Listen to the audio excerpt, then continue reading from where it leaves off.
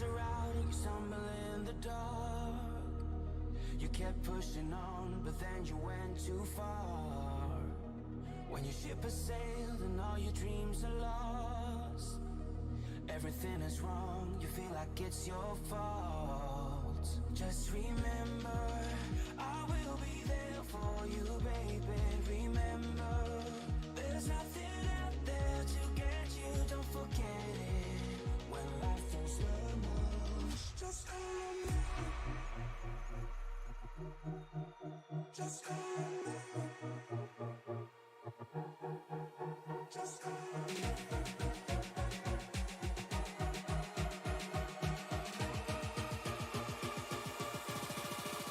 Just call me.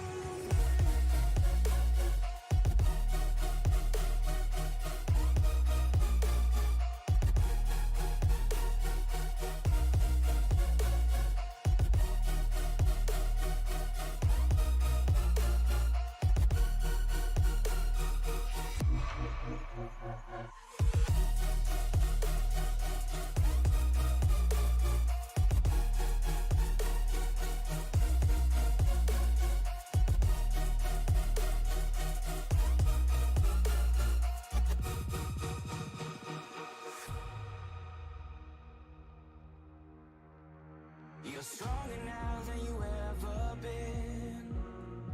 You gotta leave now, it's time to catch the wind. You will climb up high and look through the clouds. And when you're feeling low, I know you'll bounce back. Oh, and just remember, I will be there for you, baby. Remember, there's nothing out there to get you, don't forget it. When life throws lemons, just call me. Just call me. Just call me.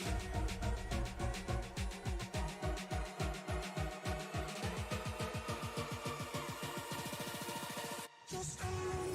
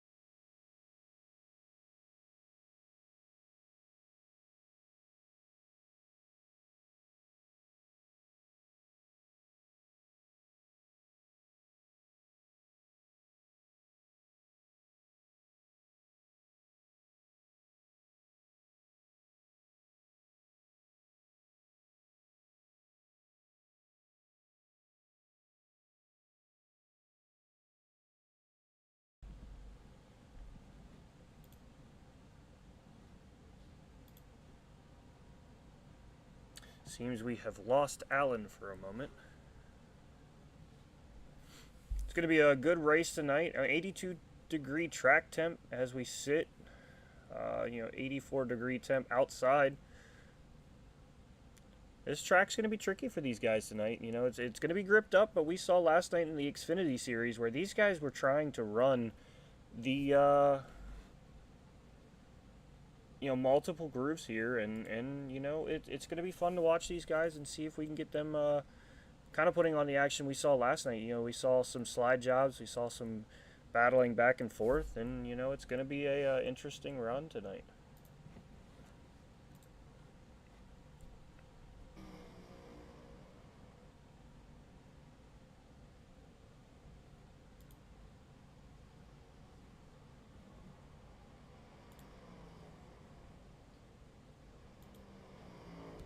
So we can see now Joshua Vidal making his qualifying laps as we speak. Currently sitting at the top of the board is Michael Scott Liss Rambler with a 24:01, and you know he's made a statement. You know he's going all out these next two races. He wants to win this championship and prove that he's definitely a man to mess with, and you know he certainly is. He's going to be one of the better guys this year. And you know I see him as a good favorite, but you know Jacob Jensen and Vidal and Caleb Lamb, those three have not been any bit of a slouch either. You know this season, so they've been working their tails off, and it shows. You know these guys being here in this Final Four.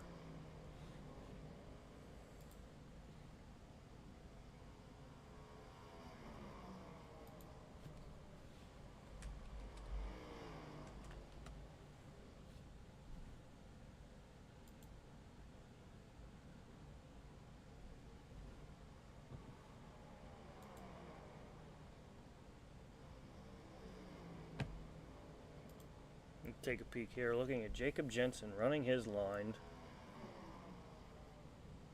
coming out of his turn 3 and 4 on this lap. We're going to see if he can lay down a good time here. And brushes the wall. It might be a throwaway lap now, but certainly put it up on top of the board.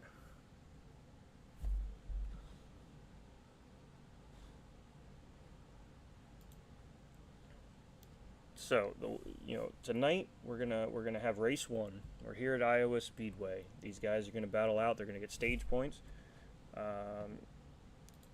Stand by on that stage lap. But you know we're gonna have stage points, so those guys are gonna be fighting for every possible point that they can get. You know, ahead of the competitors, we're gonna have a stage end at lap 75. So any kind of points that they can grab from that stage is going to be critical. I mean, it's going to mean everything because you know we saw last night Alan Dobbs was able to grab the stage win, get 10 points, and then ended up falling all the way back to the back of the field after some late race incidents. So those points are going to mean everything. And with this field right now, I mean, they're separated between, you know, Caleb Lamb at the top of the board with 3,008. Scott Rambler sitting in second with 3,006. Jacob Jensen is actually the one at the top of the board. Just a little bit of a mix-up, I guess, there with 3,009. And Joshua Vidal sitting back there at 3,001. So really close battle for this points lead.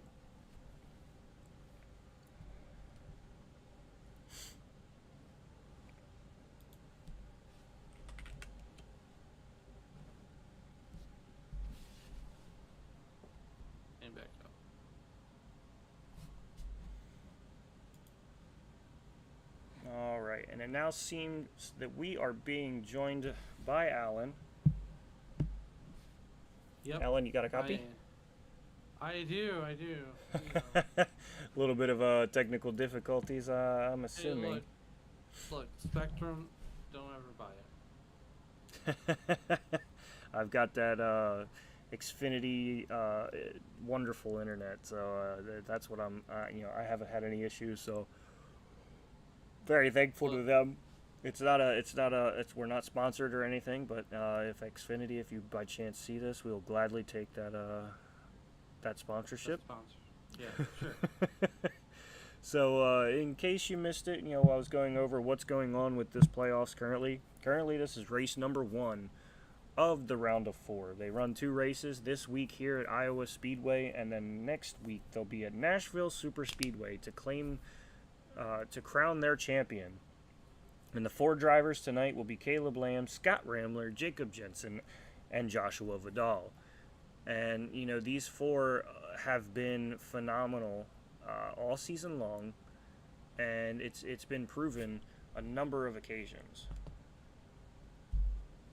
Yeah, you know, and that's the funny thing too, Jordan, is I actually started out with these guys this season, and well, a couple of times anyways, and there's no shortage of talent in the field here tonight at Iowa. Yeah, and you know, last night we saw various different strategies where you had some guys going a high line, some guys going to low line, some guys taking a dramatic arc. So it's there's various things that people were doing last night that I expect to see even more intense with such a vehicle that is a little bit more aero dependent, and you know, really going to be able to use some side draft to get some good runs down. We saw a lot of crossovers and slide jobs, so it's going to be a fun race to watch.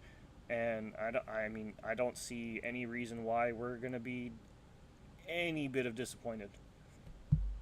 No, and look, it's a relatively small field, but nonetheless, still gonna have a lot of great racing action for you tonight here on Sim Racing Media. And you know, Jordan, I'm glad that I get to slide in here into the booth with you tonight and enjoy some great racing action from the wonderful Iowa Speedway. I mean, like you stick a racetrack out in the middle of a cornfield, and this is what you get. The track designed by Rusty Wallace. Yeah, and what's crazy is Iowa is one of my favorite racetracks, and it's out in the middle of cornfield, and one of my all-time favorite bands, straight from Iowa, good old Slipknot. Slipknot.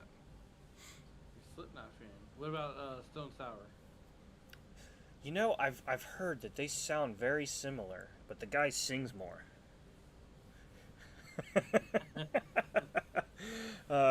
Man, some people are gonna get that. Some people are gonna be like, "Oh, what the heck is he talking about?" I think it's the same band, maybe ish. No, but Corey Taylor, one of the greatest things to come from Iowa, in my opinion.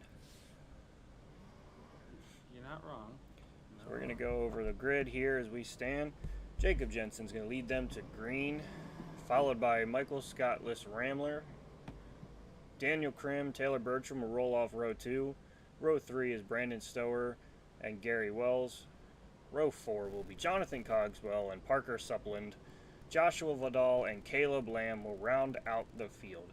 And it's interesting to see Caleb Lamb running from the back here.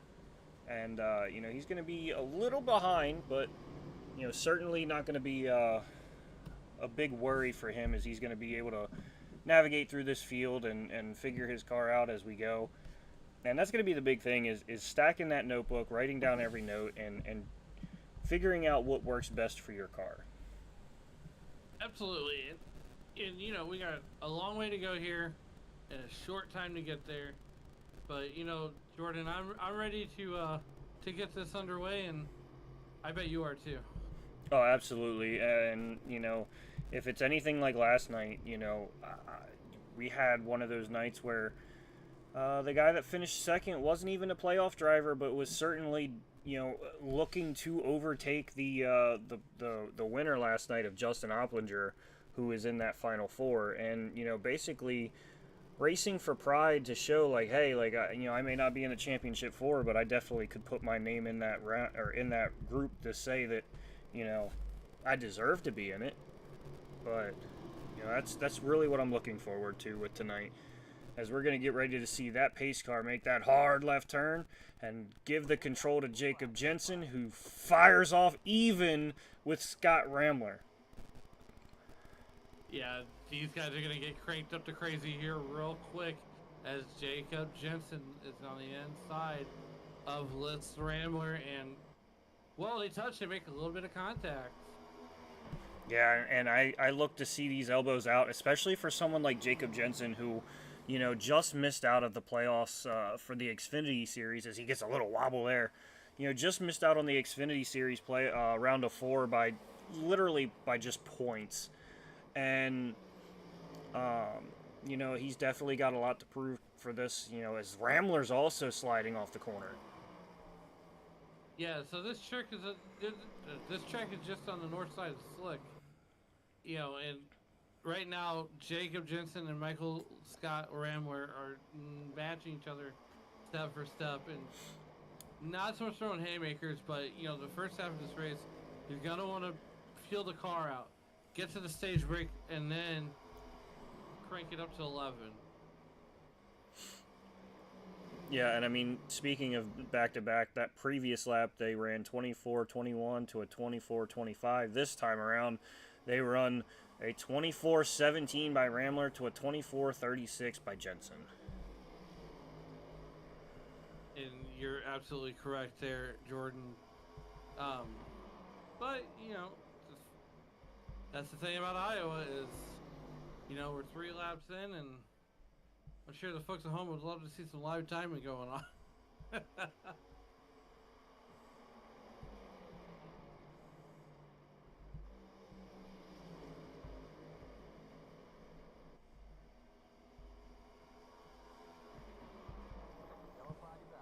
Oh, and it seems that we do have an incident. Oh no, it looks like this is going to be one of our playoff drivers right now. Take a look and see what happens. Oh man, it looks like it stepped out just a touch on him, and he tried to correct it and it just took him.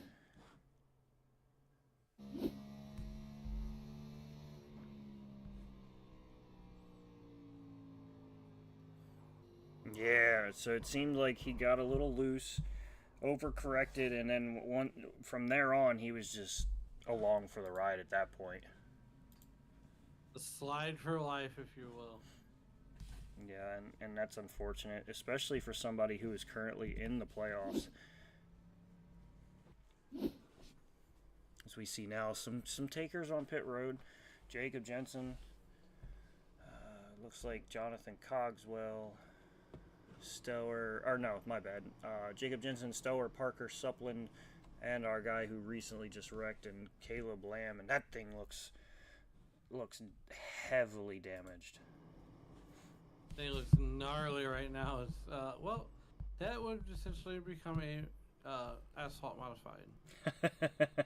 Absolutely.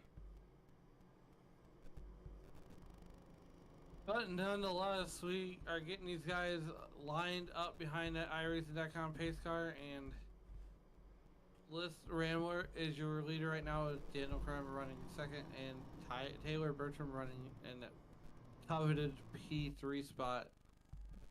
And, like I said, the short field, we got 185 laps, so definitely have to exercise some patience, if you will. Yeah, and patience is not easy to come by. You really have to set your focus forward and think bigger picture. And as a racer, it's really hard sometimes to put that into your thoughts and stick to it. Yeah, especially on a track like Iowa. I mean, look, real estate's gonna be at a premium, but I mean, with the short field tonight, of 10 cars, and not the car counts that this league normally sees. But I mean, you're essentially running 2 days back to back in the summer months. It's hard to be committed to a racing league all summer long. So. Yeah, and Daniel Krim's one of those guys as well who's been right there all season long and just never had the quite the luck that he needed. And he's got something to prove. He wants to go out here, get a win in one of these last 2 races, and set up for a good beginning of next season. As we get lined up 2 by 2, Noah's Ark style behind that iRacing.com pace car. Your front row for this restart here on lap number 9 will be Rambler and Krem.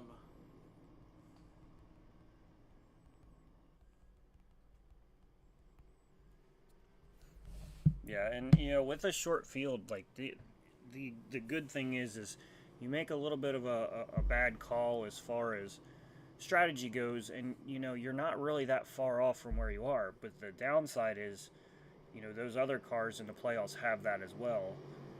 As Michael Scott List Rambler is going to roll through all the way up to that restart box as the pace car turns off, handing control to him, and he is out like a light, gapping Daniel Krim down towards turn 1.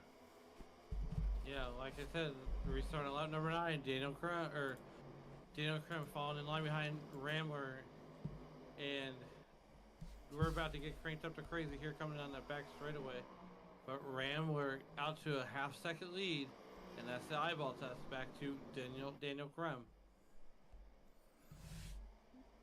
Yeah, if we ride on board with Michael Scott List Rambler, and you can see, look at all that daylight that he has, clean air, the ability to do as he pleases, and you know he doesn't have to worry about the guys behind him. But you know, you do look behind him and look at all those. They're like little worker bees looking around, finding their way to him, and you know he's not really worried about his rear view now.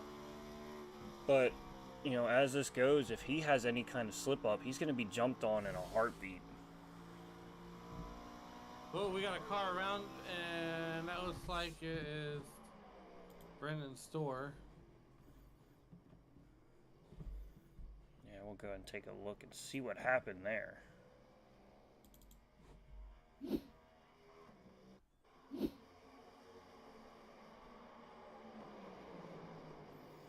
it just looks like another one of those cases. It stepped out on him, cold tires. You know, he did just come down pit to get tires, so cold tires, and it just kind of stepped out from him. As Brandon's store, like Jordan just said, Brandon's store gets bit by the cold tire bug, and that's not a bug you want to get bit by. And here's the look from the in-car cam, and to the left, to the right. Well, unlike Beyonce, the thing's gonna keep going to the left.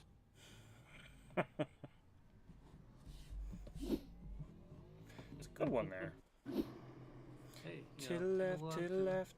Everything you own in the box to the left. What happened to Parker Suplin? I just saw the front end of that thing. Good I lord. think he needs to go to the local pick and pull and, well, Let's see pick here. himself a new front clip. Does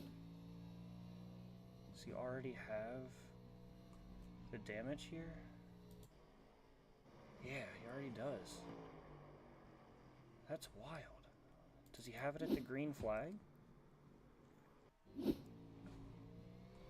if I could keep it from switching the camera that I don't want. No, he has it there at the green flag. That's a crazy one there. I don't even know where he lost that. See if we can speed up here and see if we could see where that happens.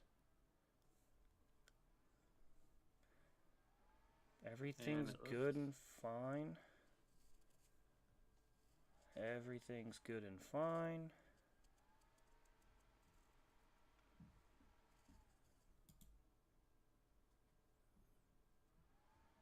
Oh, there it is.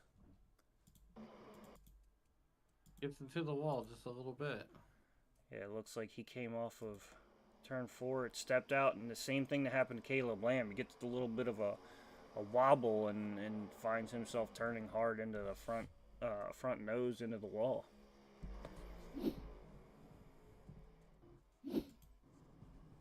So back under caution.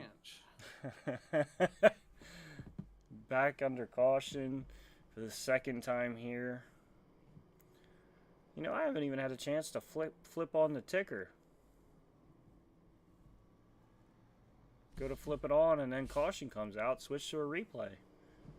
But, I mean, these guys are showing that you know, this is tricky. I mean, even with such a cool temp out, it's still a tricky track to manage. As you know, track temp's only 83 degrees, so not terrible as far as being a hot, slick track. So, but it's just showing that, you know, it's going to take time to really work those tires in and get some stability. Yeah, so to your point, the cold tire bug is gonna bite a lot of people right now, as we get ready to get 2x2 Noah's Ark style behind the iRacing.com pace car, and you know, Jordan, you know, so far from what I've seen, you know, I got the pleasure of helping you out here at COTA, and Rambler seems to be the driver to beat in this series, and he does Rambler things, and well, he's having a lot of fun out there. Yeah, absolutely. I mean, he's definitely a passionate racer, and he really puts down every bit of talent that he harnesses down to the track, and really puts in work to try and just go for wins, and that's what the guy likes. I mean, I think he was outside the top 10 this year, all of maybe 2 or 3 times, and I think one of those three times were just because he took a provisional due to work or something of that nature. Well, work comes first, and you gotta have a little bit of fun.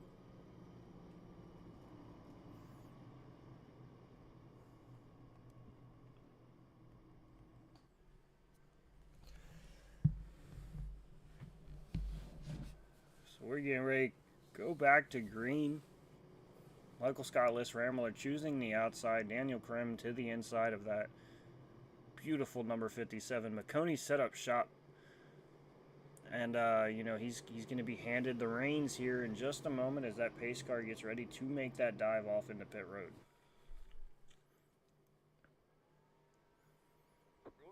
Green flag's in the air, and off goes Scottless Rambler. I mean, he gaps him once again as Gary Wells looks to the inside to even try to grab a little bit of the spot from Joshua Vidal. Jacob Jensen, big slide. Major slide back there. Yeah, we're 17 laps into this race, and yay. We are single filed out now as,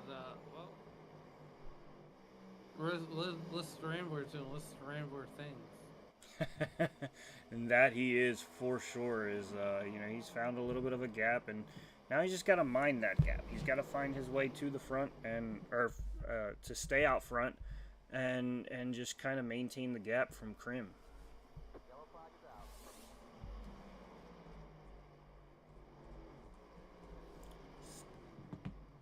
Yellow is out again. And it seems like Brandon Stower with an issue. Left, right, and around he goes. Yeah, we could have kept going. He kept it put it straight. Well, that's. See, now NASCAR would have held that in their pocket until everybody came back around.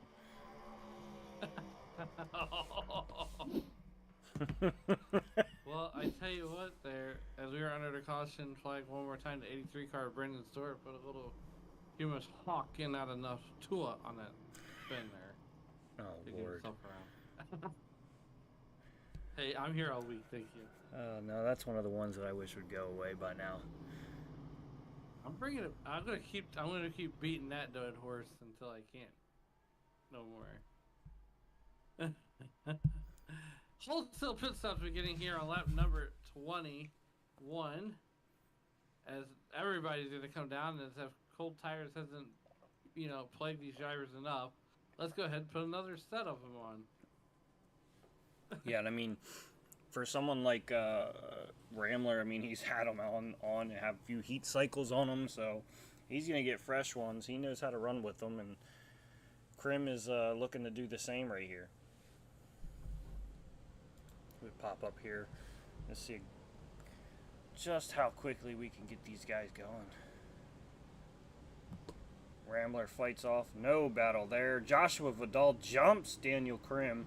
Jacob Jensen to fourth, I believe. Only man staying on the track right now is Jonathan Cogswell. Not electing to come down that time by.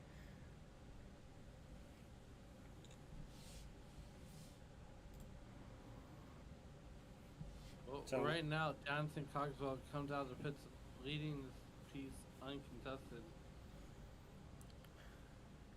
Yeah, I mean, he hasn't been down since lap 7, so I mean, he's going to be on somewhat old tires. I mean, I know it's only 23 laps in, but I mean, they've had a few heat cycles, and you and I know what heat cycles do, and it kind of breaks down the tire a little bit, and it's not going to be as efficient, you know, as those fresh stickers.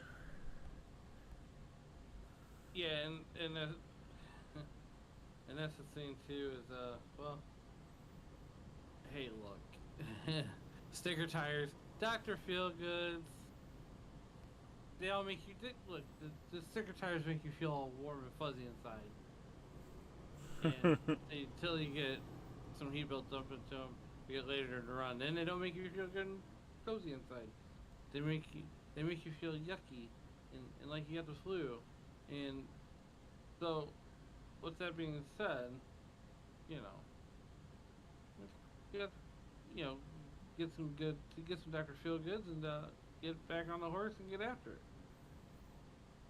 Exactly, and you know, these guys, I think they'll find their groove, they'll settle down, and you know, it's a lot right now. Well, right now we're just surviving to get to the stage break, which is on lap number.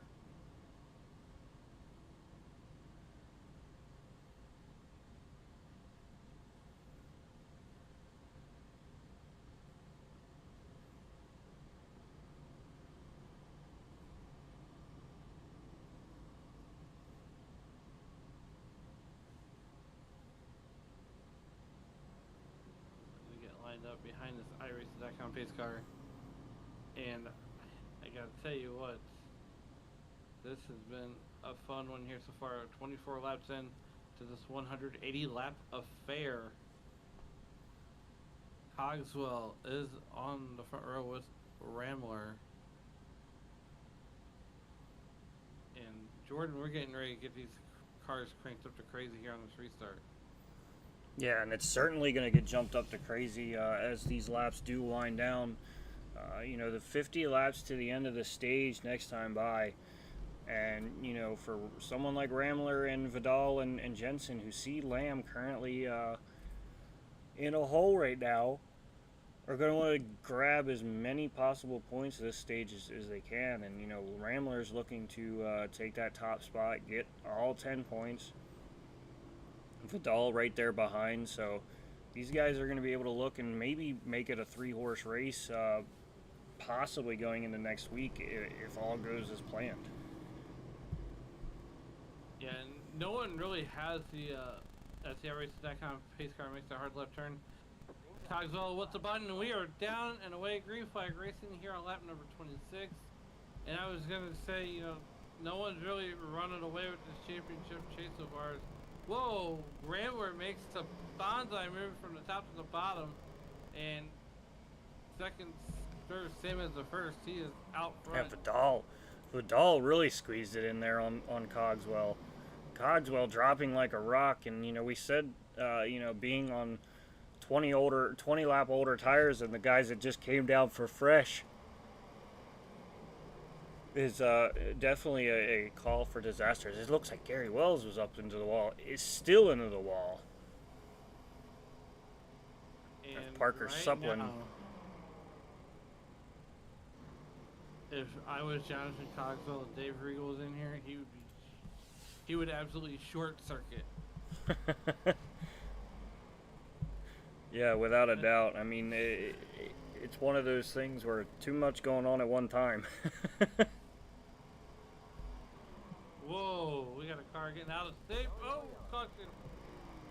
Once again, and tonight the race is sponsored by the color yellow. Yeah, but I mean, is. oh, looks like he's going to be able to hang on to it, though, to a sorts and not get any damage. Wow. Whew. Gary Wells had a prime time spot there with that. And I mean, that was terrifying. So we're going to go ahead on board right now with Gary Wells on that last caution there. And just see how just close he was to hitting Daniel Krim. You know, he sees him there. He sees him sliding down the track, thinks he's going to stay up there, and then, oh my goodness. And tonight's Code Round moment is sponsored by Tide. And I mean, it's one of those moments that, you know, you're not necessarily ready for. Well, I mean, as you're coming around the racetrack, Jordan, you don't really expect the car that spins out to back up the racetrack.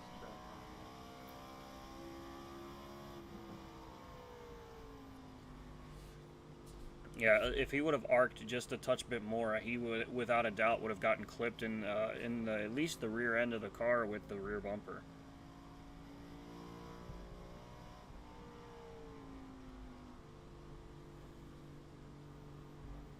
Well, we're under caution for the third time this evening.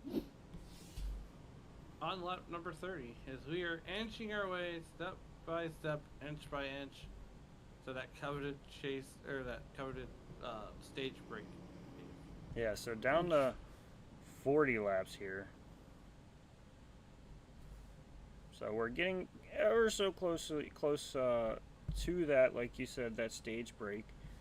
Going to be able to give these guys, some much needed playoff points here. And, best case scenario for Scott Ramler would be to see these guys kind of fall off here.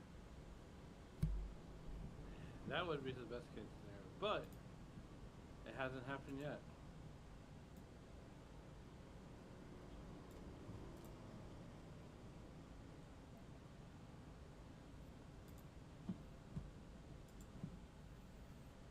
There we go.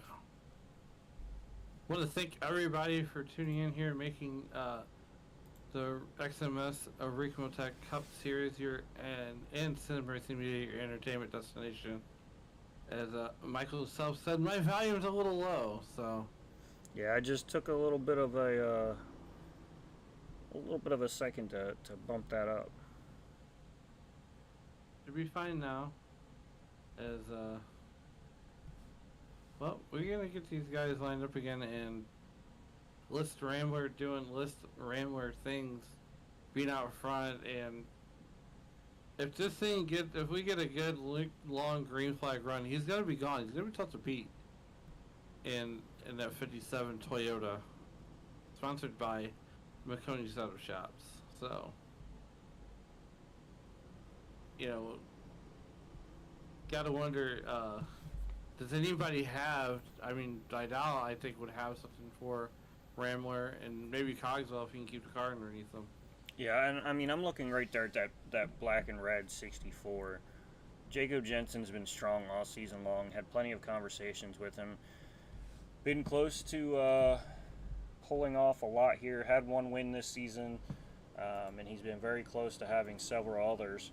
And I look for him to definitely be, elbows out a little bit. Again, he's racing with a little bit of a chip on his shoulder, as he just barely missed the Xfinity playoffs. And I wouldn't be surprised if it was 1 or 2 points.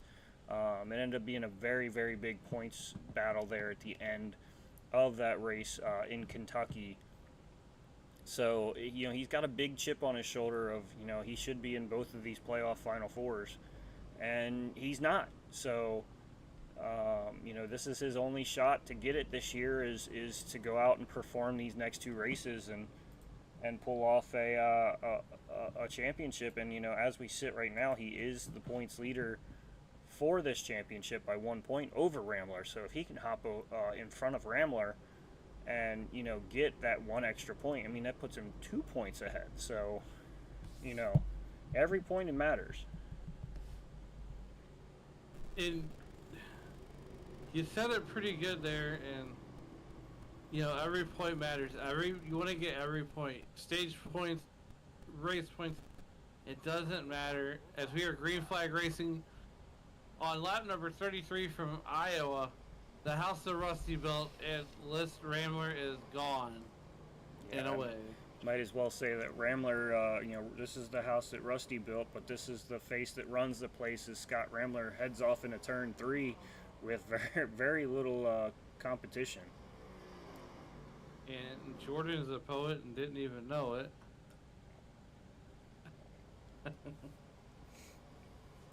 Hey, man, that's one of the very many wrestling things that I'll pull out here every once in a while. Well, I tell you what, though, Jacob Jensen is about a second it's about a second back to Jacob Jensen there in that 64 car. And, you know, you mentioned wrestling and stuff, and look, I mean, I think I'm about as big a wrestling fan as you are. And, you know, I'm going to be at the Prairie Dirt Classic for the World of Outlaw late models, and I'm going to miss SummerSlam, so I might have to watch the recap on Sunday. Oh, man. You know, to say that you're as big of a fan as me is a lie. I live this. I did that. You know what I think? There's a caution. I think. I was trying to pull you into the old rock. It doesn't matter. I was getting ready to do that, but Daniel Krim decided he was going to spin out. Oh, Bertram.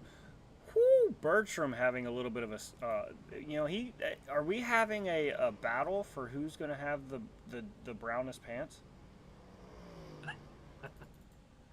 We'll just back it up here and hop on board, do it the old school way. You know, as my broadcast partner breaks the fourth wall. Hey, I like breaking the fourth wall sometimes. I like Deadpool, so. Okay. Look at that. Look at that. Ooh. Hit. I think Taylor Bertram might have been playing a little bit of college football 25 here recently, as he does a little bit of a juke move and breaks the ankles of Daniel Krim's car. I like that. That's a It's good great. number. I think I found a new catchphrase unintentionally, and it actually it happened by me saying something that didn't really make any sense whatsoever. And I wish Ramler was able to hear this right now, because he was the one that was dying over it. But I tried to say, you know, it was music to someone's ears, seeing people side by side battling, and then I was in mid-sentence. I was like, well, it's not music to his ears, it's music to his eyes. I don't know how that works, but he likes it. He likes what he sees. So music to his eyes has kind of become a coined statement here for me now. Ooh. I mean, look, I'm giving people over on Racers Elite, I'm giving people nicknames, and they're painting their trucks up to match the nickname. That's awesome. But nonetheless, as we get ready to get doubled up here, Noah's Ark style 2x2 behind that iRacing.com pace car. And, you know, Jordan, we have some great events coming up here over the weekend. Saturday night, we have the Racers Elite Special Event Series as they take on Darlington. And they started a Super Speedway series on Saturday nights at 10 Eastern, 9 Central. And then also Saturday at 9:15 Eastern, 8:15 Central is that would be the Elite Cup Racing, and they are from Indianapolis this weekend. And then on Sunday morning, while you're sipping, well, about mid-afternoon, the Racers Elite comes back and they take on Talladega for the full length 500 miles. And that one's going to be fun. Unfortunately, I'm going to end up missing that. And then Sunday night, Dave Regal, actually, yeah, I think they're off. Yeah, they're off. Sunday night NASCAR is off. And then the following Tuesday and Wednesday will round up the XMS Season 19 with a final playoff race at Nashville Super Speedway for the Xfinity Series on Tuesday. And then on next Wednesday, just 7 days away, we'll crown a championship winner for the XMS Ricmotech Cup Series as well at Nashville Super Speedway. So everything's starting to come to a close in some of these seasons, and what I like is some of these guys will do quick seasons where they'll give a couple weeks off and then boom, right back at it. And you know, that's one of my leagues does that, and it's like year-round racing. It's like so much fun, and just like it's like we're playing games with the family all the time. It is. Well, the lights go out at the top of the iRacing.com pace car. We are getting ready to bring the field back to green as Ramler and Jacob Jensen are on the front row. And, well, Jordan, we're getting ready to get these guys cranked up to crazy. It appears that Caleb Blam has won the race to the beer stand tonight, if you will.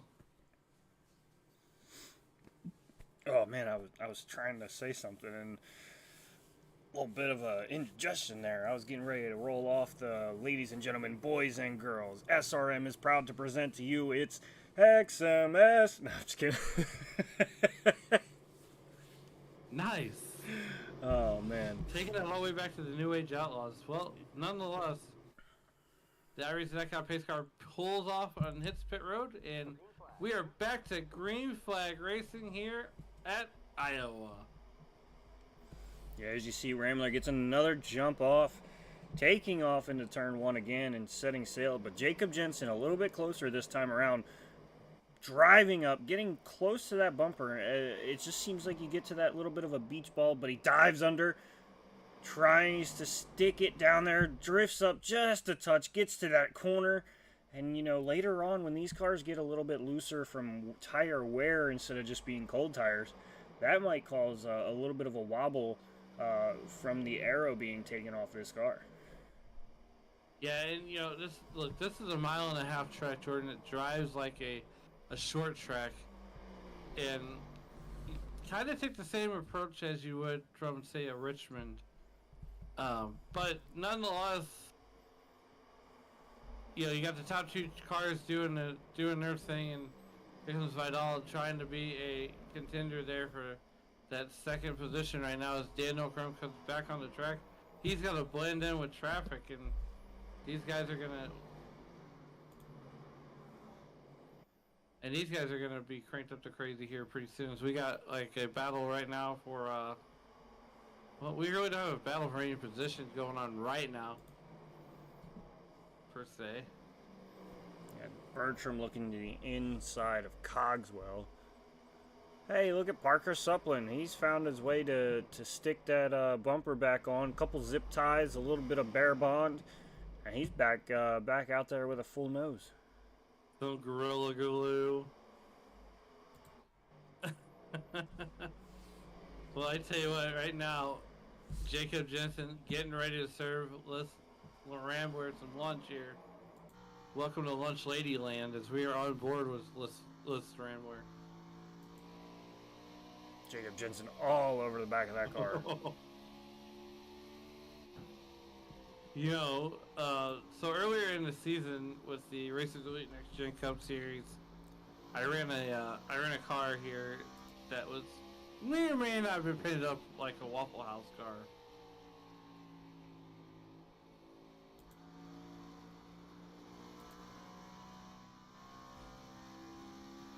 Oh, it looks like Jacob Jensen fell off pretty hard there. Alright, he might have overdone the tires. He's going to let him pull off and then, well, get back on the horse and get back up there.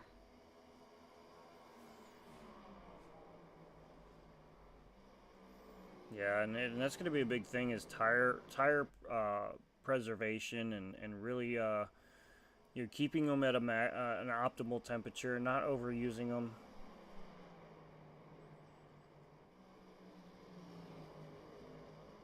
For sure. Here comes that number 26 car, Joshua Vidal. He is trying to get in on the mix here as the top three is starting to pull away from the rest of the field. And, you know, Jordan, this is going to be the battle. I think it's going to be a top three battle all night, and these guys are going to just absolutely just, like, I don't know, be all around each other, and they're not going to get away from each other, if you will. Yeah, and you know, this is where, you know, they've got 20 or 23 laps to go to the end of the stage, so these guys can really kind of figure out how these cars are going to work with this first little bit of a long run that we've had, and kind of understand their car even better. You know, they haven't had a major chance to do that. Right, you are, as Jacob Jensen closing in, and that's not even 0.3 of a second. And here comes Jensen making the move to the outside.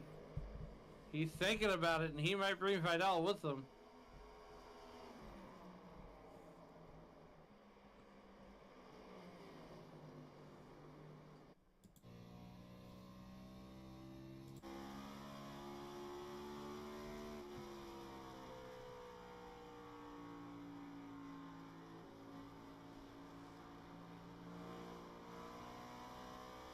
A little bit of a wiggle there for Rambler. Right now, we're working lap number 54 of 185. Want to thank everybody for joining us here on YouTube. The YouTube.com live chat with Kale Payne with a couple of Kale? Hey, Kyle with a couple of emojis. Hey, look, I can hit a wall every once in a while. Oh, that's my good pal. Just back from deployment. Glad to see him home. Finally off of a ship after 9 long months. Good to see him and thank him for his service. We raced together on a team called Operation N22. It's we go by Op E22. And it's a team that we have together to raise awareness for veteran and first responder suicide. So, you know, we want to end the stigma, and you know, it's one of my guys. So, show them love. Well, hey, if you ever want to spread the word, let me know. I will plug it into any broadcast that I do, and we can definitely spread the word. But we got a lot of big things coming up down the pipe, Jordan, as there may or may not be a big block modified race coming in the future. Yeah, and I heard about it. I haven't raced dirt in a good while. Or is it not the big blocks on dirt? No, it's the big blocks on dirt. We're doing. So Just the late great. Just Tony, double checking. Yeah, so the late great Tony Trapasso was from New York, and he loved dirt racing. I think he's probably about as big a fan of dirt racing as I am. And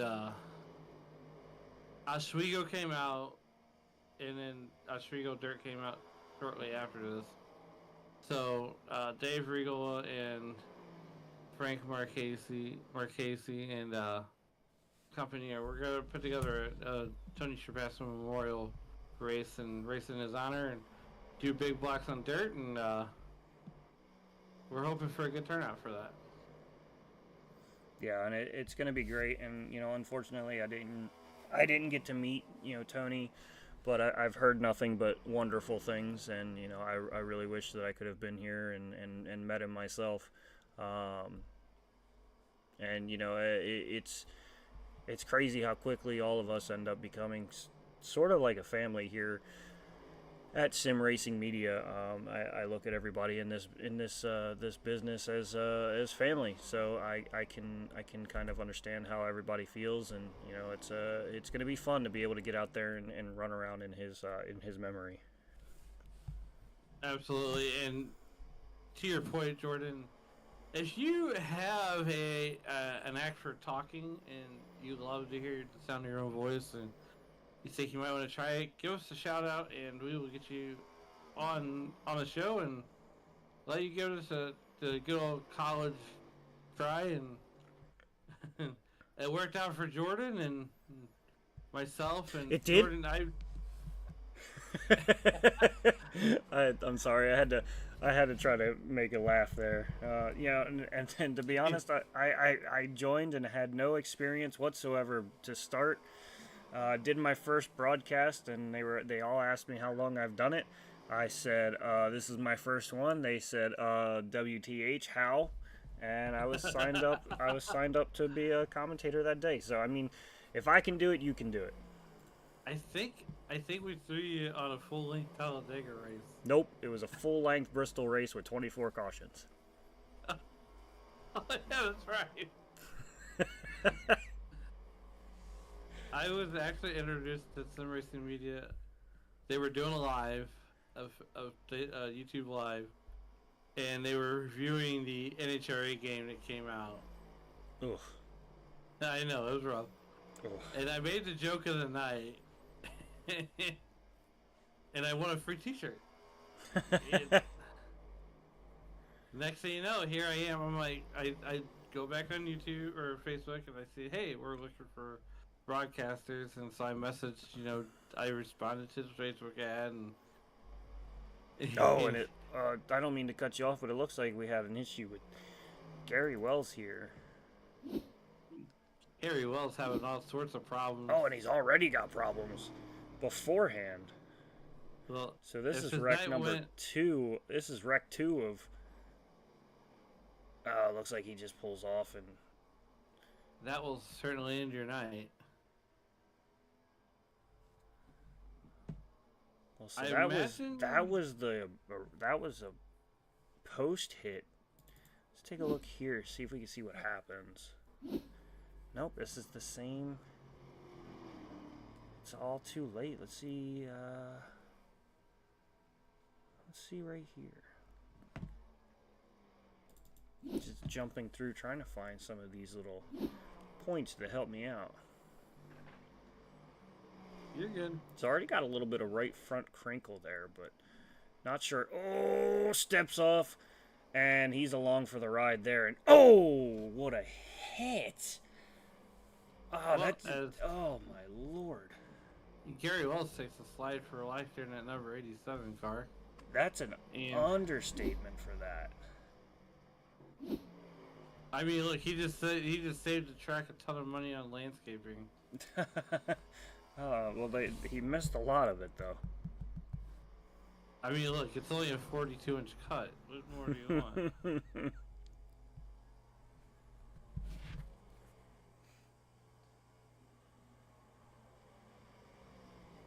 But nonetheless, we stay mean and green, and Ramler is, well, he's out to a 2.5 second lead. Yeah, he's 2.5 seconds over him. Jensen has a 2.5 second over Vidal as we sit. Cogswell looking to attack him. Bertram just behind by about 8 seconds to him. With Caleb Lamb has found his way back out there. He currently sits about 60 laps down, but I mean, if he sits out here and rides around, maybe he can overtake Gary Wells if Gary Wells isn't able to get back on track. Stower has only ran about 10 more laps than Caleb Lamb has tonight, so he can jump Brandon Stower as well. So he's got a chance for at least 2 spots, given if anything happens to these guys currently. But if some of these guys get into a little bit more trouble soon enough, he'll be able to make up some spots and be able to kind of make this disaster of a night into a still a plus side. So we'll have to keep an eye on that and see what happens. And that's what makes a championship team a championship team. It's overcoming the bad nights. You're gonna have a lot of good nights, but you're also gonna have a few bad nights. You're gonna have nights where you wish you didn't sign up for this stuff. Exactly. I mean, these guys want to win a championship and they want to fight for it. So it doesn't matter if he's 59 laps down. He's going to come out here. He's going to put it all. Yeah, and that's the thing too. Even as a racer, I've had weeks where iRacing has humbled me. So.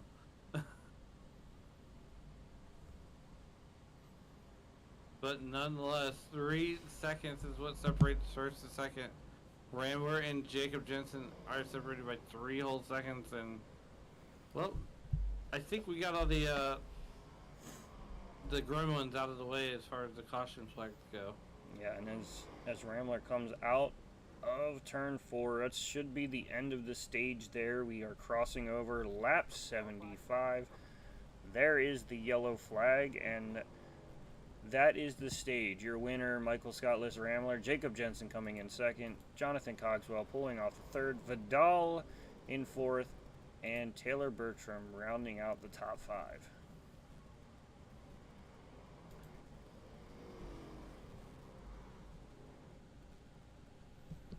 What a race. Yeah, and I mean it's been Michael Scottless Rambo the whole way.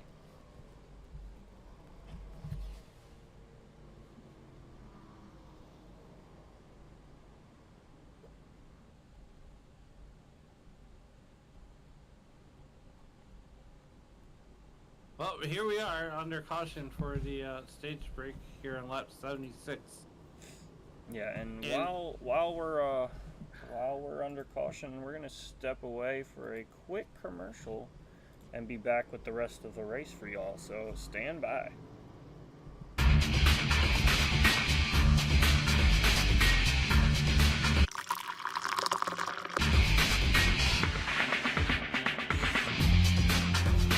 Allow Extreme Scoring to do the work for you.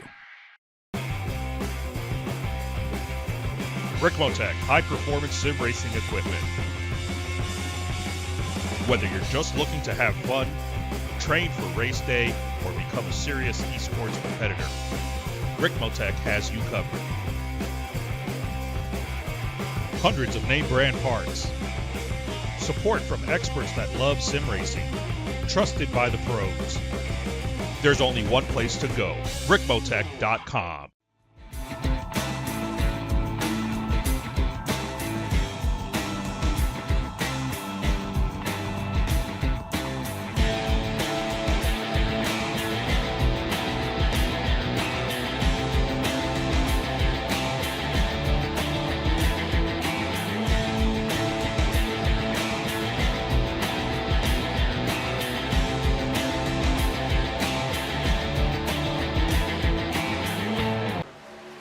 The search is over.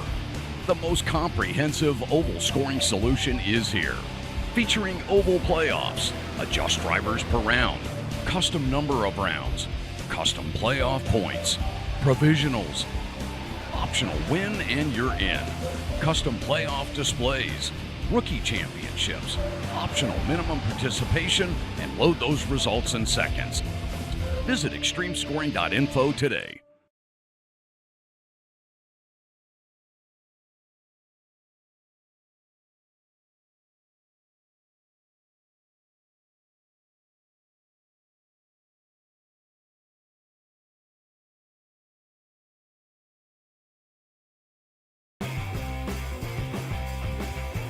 Ricmotech high-performance sim racing equipment.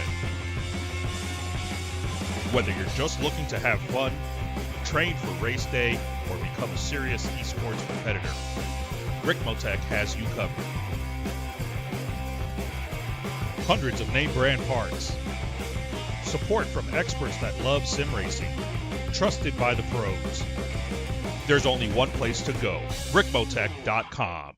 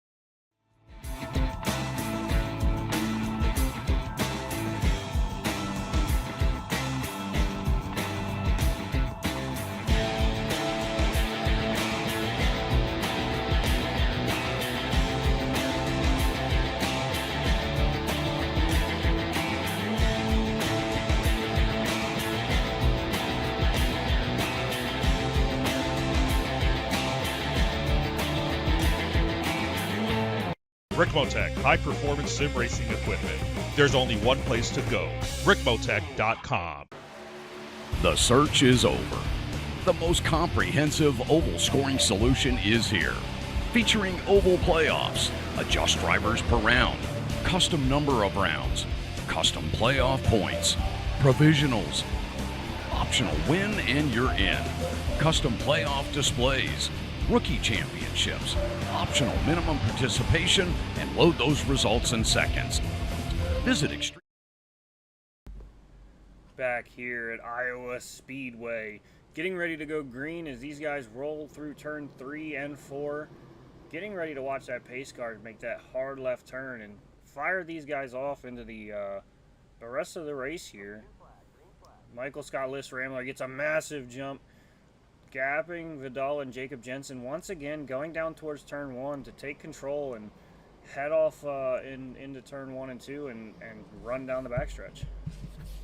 Yeah, Michael List Rambler headed down the backstretch doing Rambler type things, and here comes Jacob Jensen. He might have to change up his approach to try to get around the number 57 car, but nonetheless, we're on lap 83, and we are definitely cranked up to crazy now.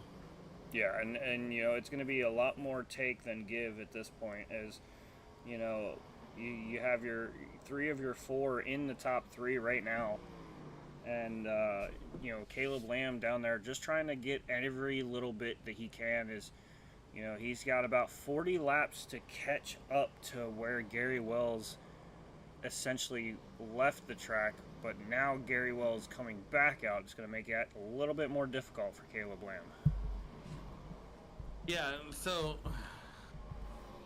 you know, a lot of these guys could definitely play spoiler, you know, especially in this series right now, and you gotta wonder what Rambler's gonna do with that lap car of Supland, and looks like Supland's gonna get just right out of the way and let Rambler go by and be uncontested.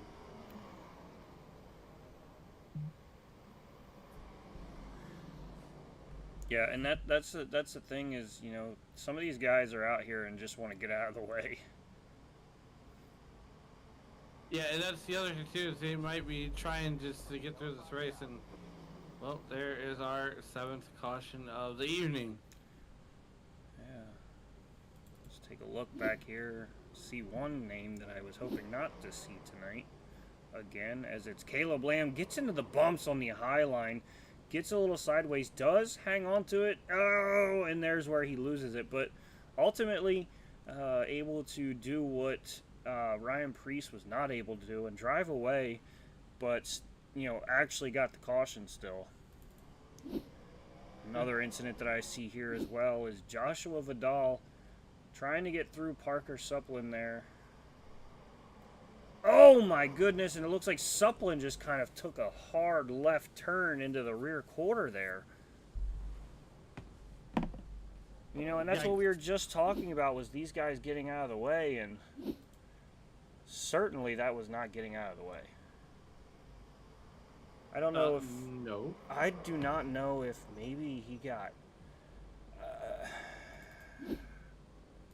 loose, or I don't know. I don't know. I don't have anything for that. Let's see if we can go on board and maybe hear that.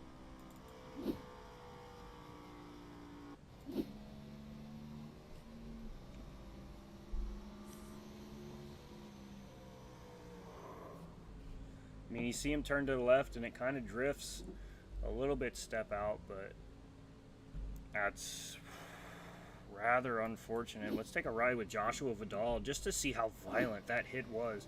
You see Supplin there off the pace, Vidal diving under, going into the corner, and then, oh! Do you know the number of a good chiropractor? I mean, that wall itself could have been a good chiropractor with the G-forces he just felt. Fair.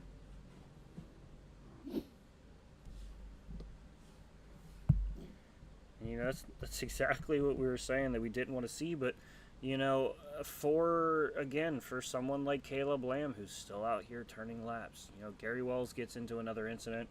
That's some points that he can grab. Joshua Vidal, if he's done for the night, that's some stuff he can grab. Parker Supplin down pit road now. I don't know if there's anything that he got for that. I did see him come down. Maybe he's just looking for some repairs. But, you know, there's still spots for Caleb Lamb to grab and work his way back up to roughly about 7th, 6th, depending on what happens with some of these guys up here right now. Oh, yeah. Rambler, Jensen, Cogswell, Bertram, and Krum is your top 5 right now, as these guys are working lap number 89 of 185 scheduled here at Iowa. And I just can't find enough good things to say about this league and the talented drivers that are in it. Yeah, no, and I can attest to that. Been here all season long. I believe I missed one singular race for the Cup Series and 1 or 2 races for the Xfinity. And, I mean, they were just wonderful races to watch and be a part of. And, you know, these guys have raced their hearts out and, you know, put every inch of, you know, motivation into this and any kind of effort that they possibly can. And it shows with a lot of these guys.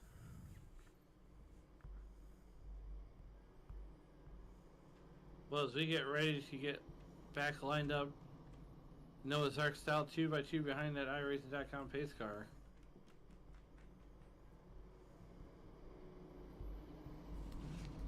Yeah, we see the lights still on, so we're gonna have a couple more to go around. But you know, it's got to be one of those things where, you know, these guys are gonna get antsy here. You know, we're 90 laps in. Or 89 laps in, and still got a good bit to go, you know, and it's going to start getting to these guys where they just want to go, go, go, go. I mean, you're not wrong there.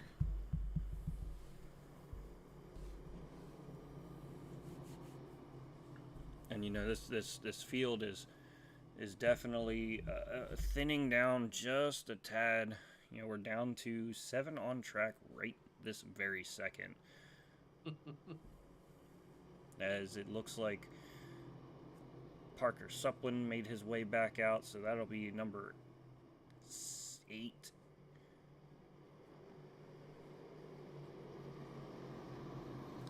Eight cars on track in the battle of attrition. Yeah, pace car makes that hard left turn once again. Michael Scott-less Rambler does what Rambler does and sends it off into turn 1 and having a massive lead doing so. This looks like an IROC race right now. It's Rambler and Jensen driving away from the field. Yeah, and you know, it's crazy because these two now have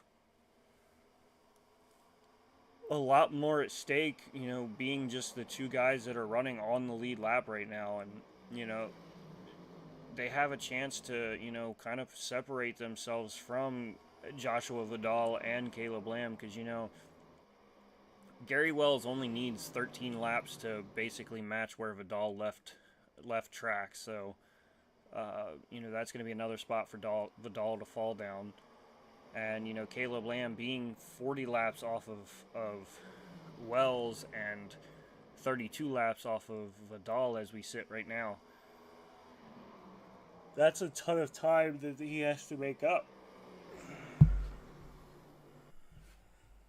Yeah, right now it's a 2-horse race, and if you look at the gap back to Taylor Bertram, it's only a second gap. It's not a large gap, but in racing terms, well, it's kind of large. Here comes Jacob Jensen looking to the inside of Rambler. Does he have enough? And no.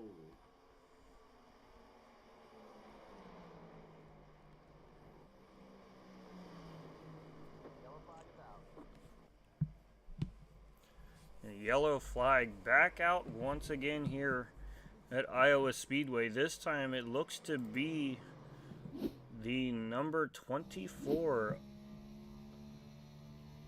of Taylor Bertram.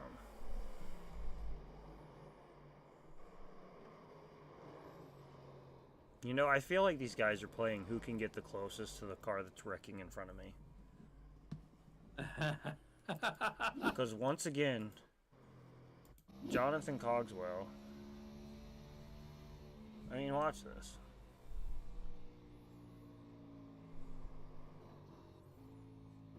I mean, how do you... How? That's all I'm going to ask.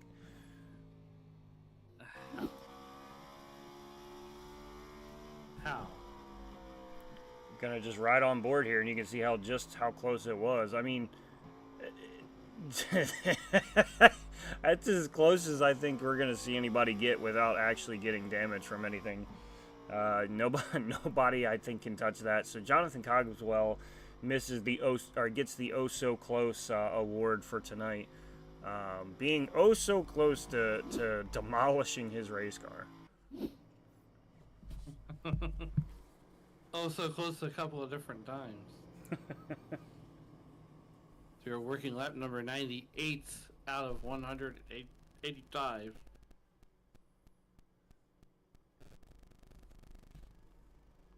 And it looks like there's only about 1, 2, 3, 4. I would assume everybody else is on pit road.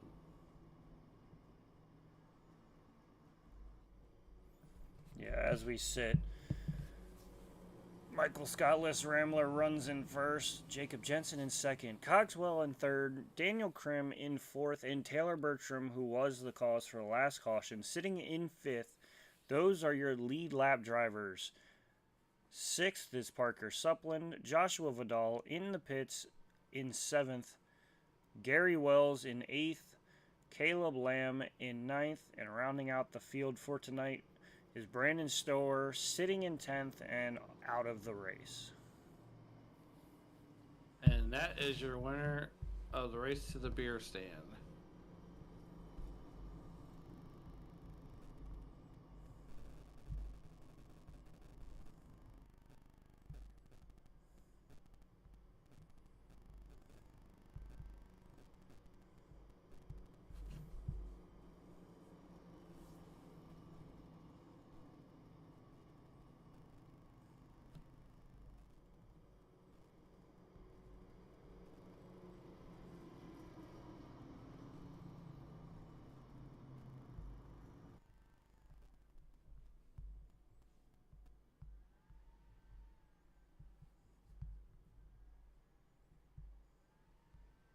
Nonetheless, List Ramblers things as we get ready to come back to green here on lap 100. Yeah, and that leaves us with about 80 to go here. And that's a ton of time for these guys to figure out, if they can, capitalize on some of these small runs and save a little bit of fuel and, just kind of work.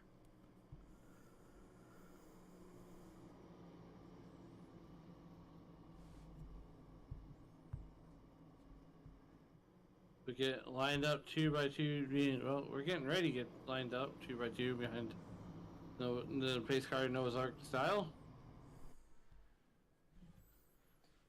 Yeah, we're going to see those pace lights go out. It's going to be 1 to go to green before we get back to racing. As we see, Taylor Bertram is still down pit road, currently speaking, as well as Parker Supplin.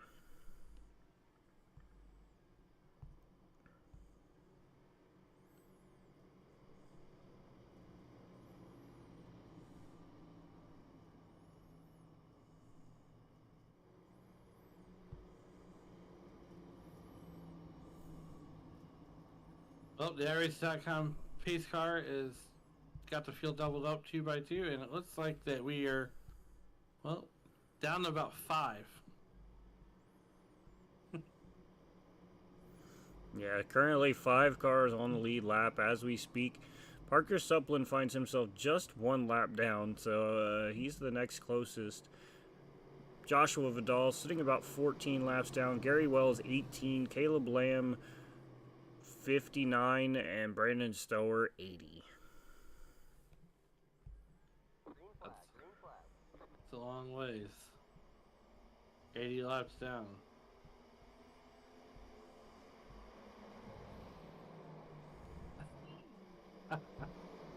As we're back to Green Flag Racing down the back straightaway, here comes Michael Scott, List Rambler, and Oh my, we're here comes Jacob Jensen giving pursuit and like trying not to make a move, trying to wait it out like a lion chasing their prey. Yeah, and these guys right now, they're in a league of their own right now, and Daniel Krim definitely putting in a fight to stick with these guys this time around.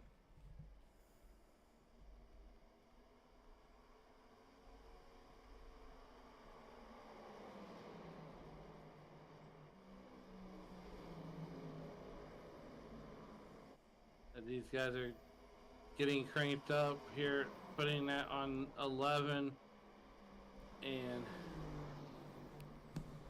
we're gonna have some kind of fun here.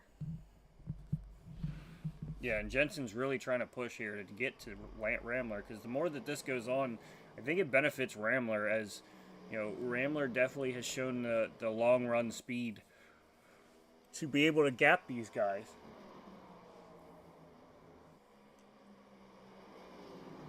Here comes Jacob Jackson looking underneath of Rambler. Oh my word, we are gonna have, he's gonna look to the outside. Does he have a note? He's gonna get a little push by Daniel Krim though.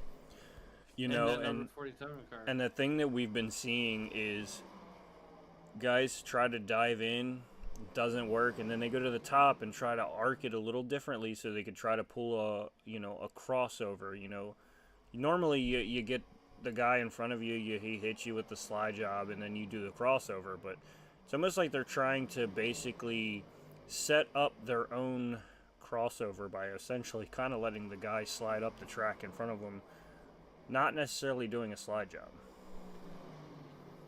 Well, Jacob Jensen still battling Rambler's he's battling him pretty hard.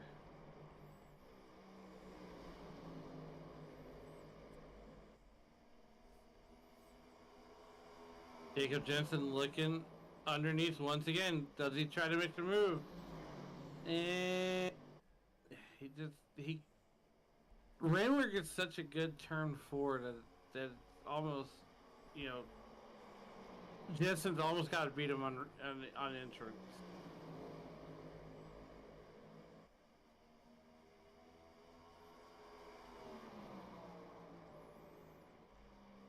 And he keeps working that lower line, but Rambler just gets that good run off from being in the high side, taking full advantage of the momentum. And right now we got about 5 cars on the lead lap, and 3 are just running away with it now.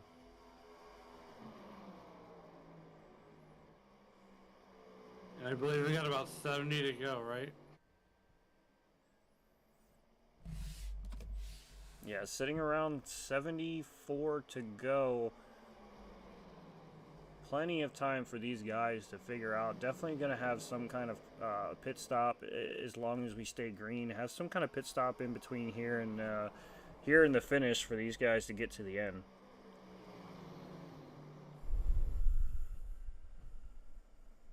And I would suspect that there's going to be a green flag pit stop in between now and lap 185, so we're working lap 112, and that's the show right now is Rambler, Jensen, and Krim.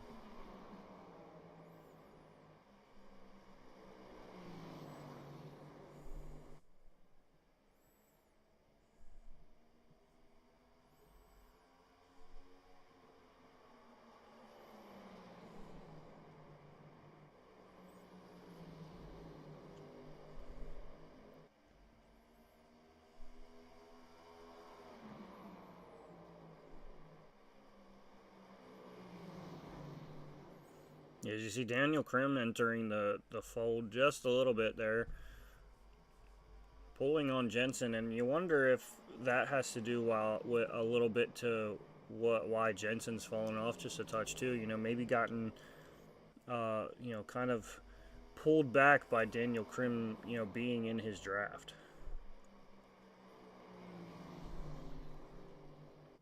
Yeah, here we go. We're at lap 15.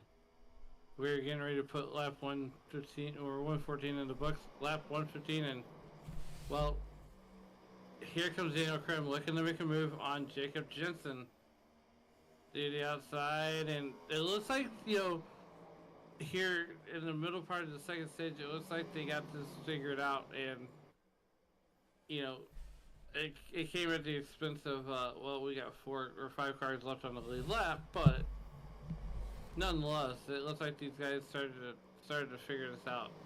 And I'm sure there's a couple of guys in the field here tonight that are kind of bumming out because, well, this race has playoff implications.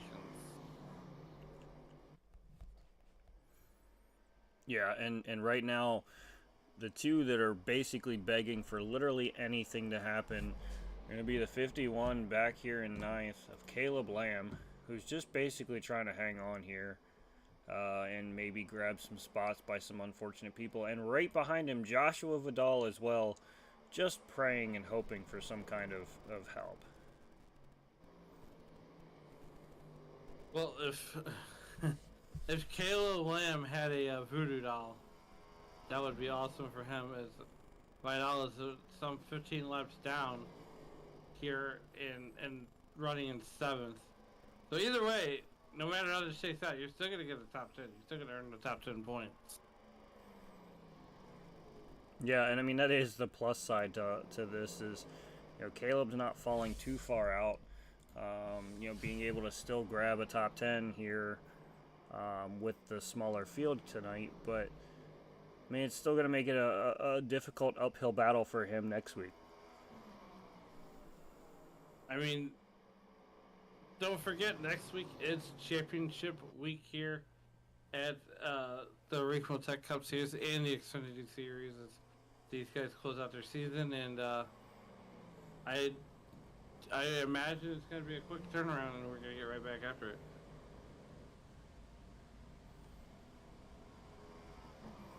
Yeah, and whoever finishes second, third, and fourth in this point standing is going to start the season in full attack mode. They're going to be a little bit of a chip on their shoulder. They were so close yet so far. Were unable to prevail to get the championship. So they're going to start the season on a high note and try to take advantage of every possible thing they can. You are not wrong there. So we're working lap 122 now, and I believe we got a little over 60 and some change left in this race here tonight. Want to thank everybody for joining us here in the YouTube.com live chat and making Sim Racing Media and the Ricmotech Cup Series your entertainment destination.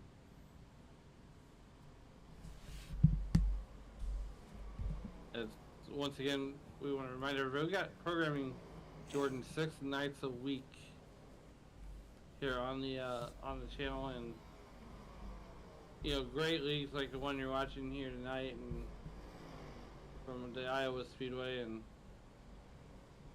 well, it looks like we got Alice and Shelby cheering on Caleb. Let's go, Caleb. Caleb is about 60 laps down, unfortunately. Yeah, and it's unfortunate for him, but you know, going into Nashville Super Speedway, I'm confident that he'll be able to bounce back. I mean, he's a strong racer, and you know, he will find a way to prevail. It's just, will he have enough to prevail to the championship?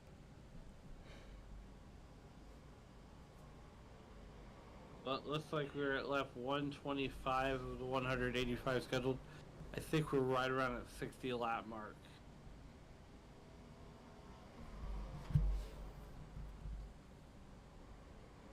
May even be less than that. No, for sure. We're not doing St. Louis and math tonight. As Ramler wanted to say last night to me, Kentucky math. I mean, hey, look. You know, let's get the old calculator burning. 59 laps to go. So we were right at I was close. It really short circuits drivers when you're in the chat and you say, "Oh, we got 20 cars, carry the one," and they're like, "What?"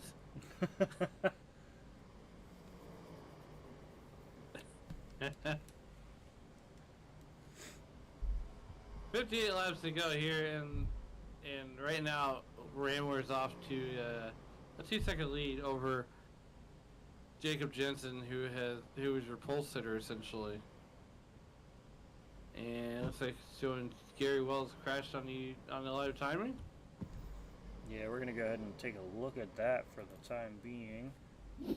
See what happened to good old Gary Wells here.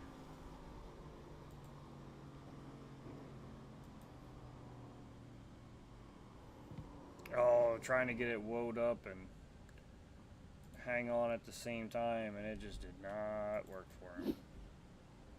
Well, he done lost his bumper once, and now he's done lost it twice. Yeah, look at that. It's sideways the whole way. Hits the apron, gets a hold of it again. Literally crawling at that point, and then it just ends up taking off up the hill for him. But once again, must be NASCAR in charge of that one, where the no caution comes out. And I mean, he did keep going, but no, I'm just kidding. You just called out NASCAR twice. No, stop it. I'm not calling out NASCAR. I'm not a bitter Hendrick fan or anything, and was hoping that a different Hendrick racer would win that.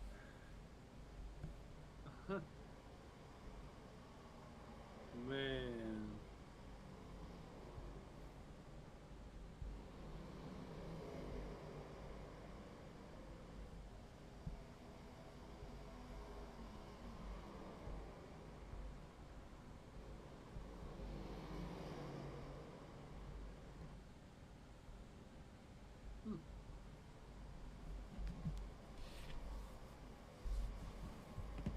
You know, taking a peek back here, Jacob Jensen almost 3 seconds behind. As I say that, was almost 3 seconds behind the leader, as Daniel Krim was starting to close in, and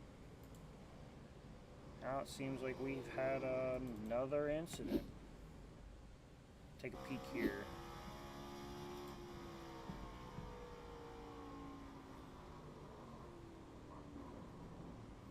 Oh, and it's just another one of those cases of snapping hard to the right.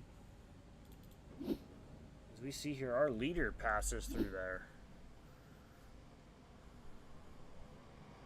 One of these things just doesn't belong here, and it's the number 27 car. 57.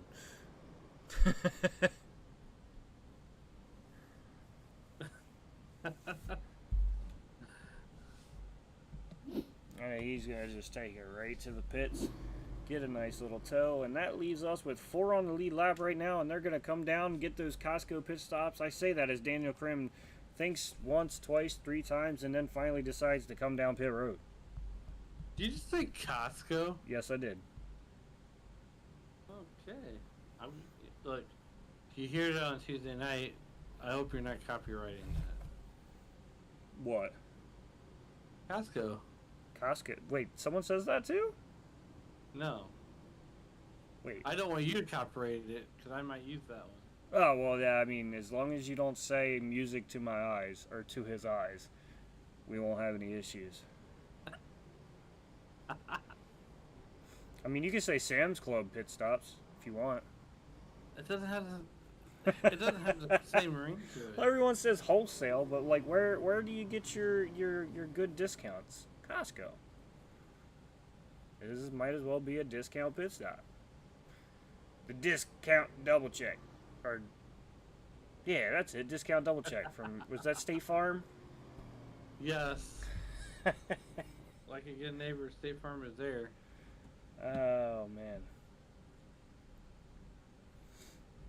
So we sit here about 50 laps as we sit right now on track to go.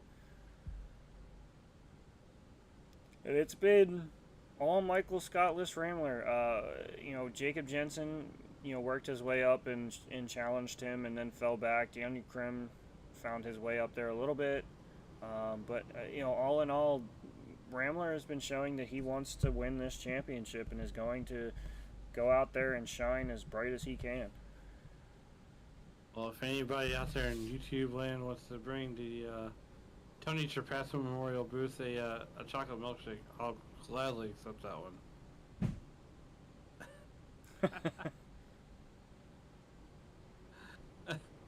I had to take a shot at it.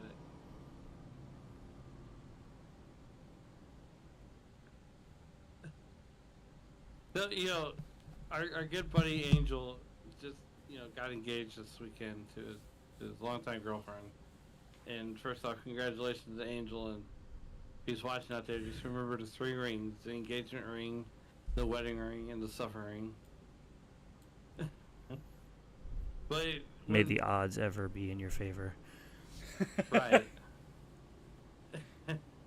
Nonetheless, you know, so, you know, if you've been married for more than 5 minutes and your wife asks you what you're doing, and you say, and your response is, what's up and where do I need to go?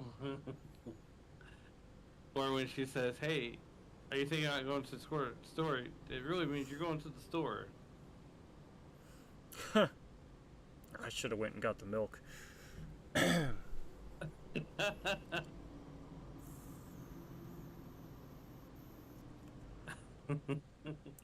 And Are you a 2% milk drinker, or are you whole milk? I'm a whatever's in the damn fridge. Jordan tells his wife, surprise me. No. It's kind of, this is what it sounds like. Ready? 3, 2, 1.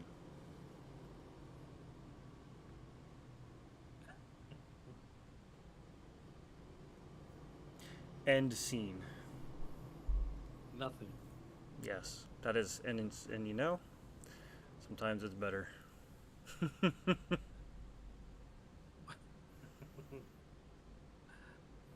So Silence is key. Once again, congratulations to Angel on his engagement this past weekend, and wish him nothing but the best. And you know, at least I dropped my wife at my wedding. We're dancing, and someone yells "Dipper," and so I dip her, and gravity took over. I mean, was I the good husband and picked her up? No. Green flags back in the air as Liz Ramler takes off, shot out of a cannon once again. Jacob Jensen in tow, and we're off for the final 50 laps here, and see if Jensen can make a jump early here. Well, here we go. Jacob Jensen is looking to the inside on Rambler. Does he have enough to get by him? He's going to need some help from his friends, as we're going to have some kind of fun now with 4 cars on the lead lap here. Here comes Daniel Krim, looking to make that move to get to second place and possibly a 2-for-1 special.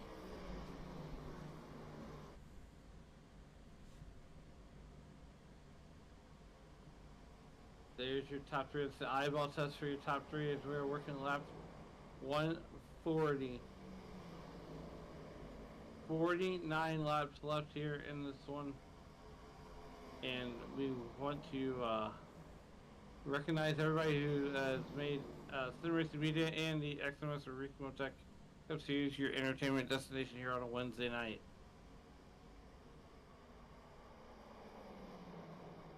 Yeah, you see Jensen goes up high. Krim kind of a half a lane below.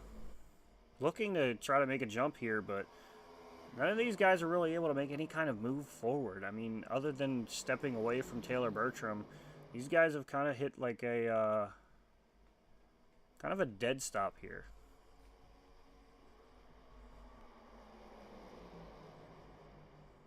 Definitely don't want to do that here. It's almost like Jensen gets a good run until a really good entry, but not so good of an exit.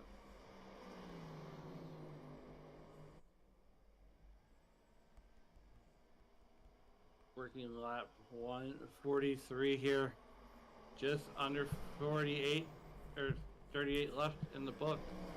Jensen looking high.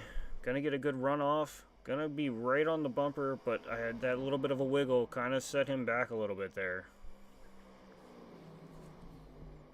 As we have been racing now for hour and 26 minutes and 19 seconds here. And that's what I feel took us the longest to get us through that first stage. Yeah, that first stage, as you see Jensen get a big wiggle there again. That first stage, was figuring everything out, finding out the good grooves and what works, and now everybody's kind of settled in, and not as many cars on the track, and right now we see Cogswell, Gary Wells, Brandon Stower all off track currently as we speak. Yeah, this is a tough break for those drivers here as we are working lap 145 here at Iowa Speedway, the house that Rusty built, and it's been the Michael Scott List Rambler show all night long.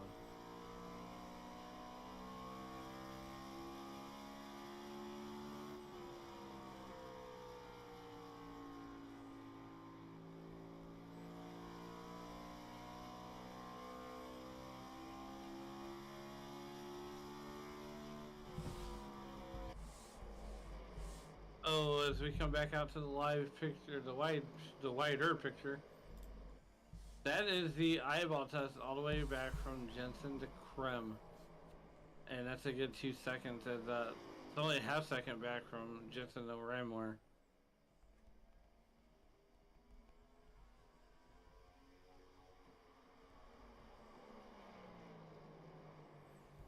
Yeah, and it's been the Ramler show. And Jensen has played the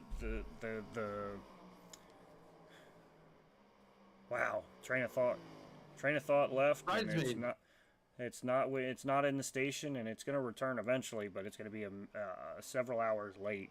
But he's playing. Do we need to call joy and all the other emotions to help get you there? No, because mine are all the anxiety emotions. My joy looks like the anxiety. The sadness looks like anxiety. The anger just looks like anger. So that's a good movie, by the way. But wouldn't? I guess not. I was gonna say, wouldn't fear also be your anxiety? Because you have fear. I don't know. I'm thinking too deep about a Pixar movie. You're overanalyzing a movie made for kids. Well, hold up. It's not made for kids, it's made for Disney people. You're talking to a guy that has 7 Disney tattoos on him right now. Ooh. But my child is in love with Cars. Wonderful movie. But it brings up a lot of questions and a lot of things that you overanalyze the older you get. Like, for instance, Doc Hudson goes out to race for the first time in God knows how long on, Willie's Butte by himself. No one else knows he's a race car driver. Or a race car, whatever you want to call it. But he has his dirt tires on. How'd he get them on? The forklift that says Pete stop. Yeah, but he doesn't know he's a race car, so why would he let him put dirt tires on him? I have no idea.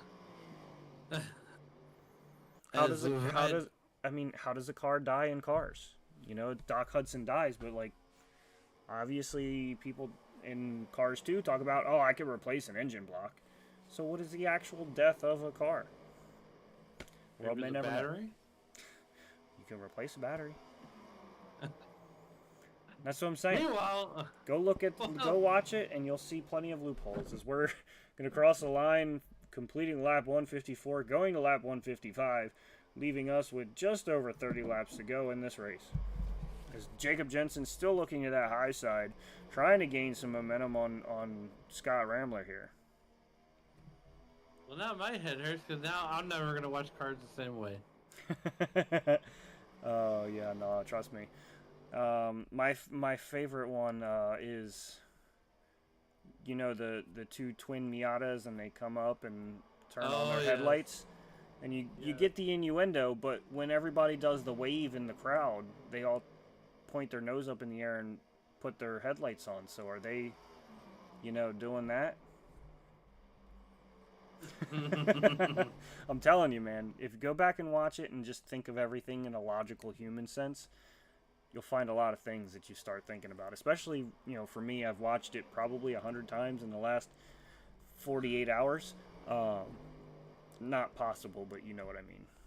That's the one thing about Disney movies is you gotta look for those because Walt Disney always had those little, you know, inappropriate moments in those movies, and if you're quick enough to catch it, well, then you're like, this is pretty risky.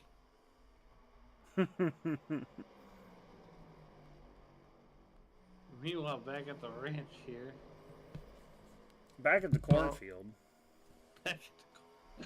if you build it, they will come. Oh, and it looks like I see here, looks like Joshua Vidal had himself an incident. No, Parker Supplement again involved with Vidal. To the left and nosed.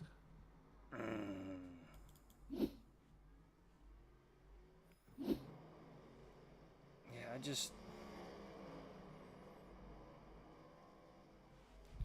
I don't know why Vidal would put him in that kind of position, but I'm also wondering how Parker doesn't know he's there.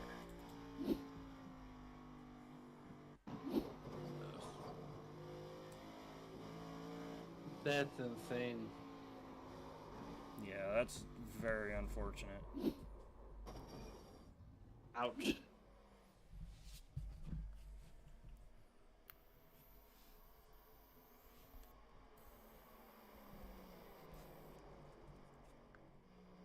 "25 laps to go here from Iowa, and that's the interval. That's the eyeball test, and you go a little bit further back, and you'll find, you'll find Daniel Krem, who had an incident, went down a lap, got his lap back. But we're doing Rambler things.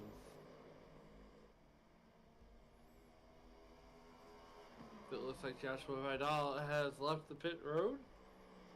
Yeah, so I mean, for him at least he's got enough to keep going, but he finds himself 23 laps down as is. So he's just going to be out here running laps, trying to get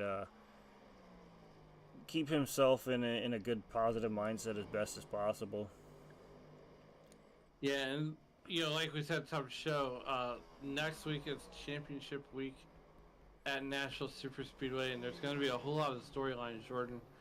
And I cannot wait to see that one unfold. As hopefully your regular broadcast partner Shane Lake will be back with you next week, and you know, I appreciate Shane letting me slide in here and keep his seat warm. Yeah, certainly looking forward to ending the season on a high note. It's been a great season, and I look forward to running it out to the end here and crowning a champion. It's going to be fun and definitely action-packed, especially with two of the four playoff drivers going to be rather on more of an attack mode than say Ramler or Jensen, who are currently 1 and 2 in this race.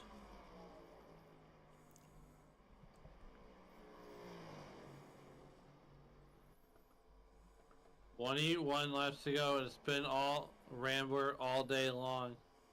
And now he's starting to put a little bit of distance on Jacob Jensen there in that number 64 car. Yeah, and I mean, Ramler himself has basically put himself in a different zip code, over a second and a half ahead of Jacob Jensen, and Jacob Jensen is just under a second and a half ahead of Daniel Krim. And then followed behind that is going to be the last car in the lead lap, 11 and a half seconds behind Daniel Krim.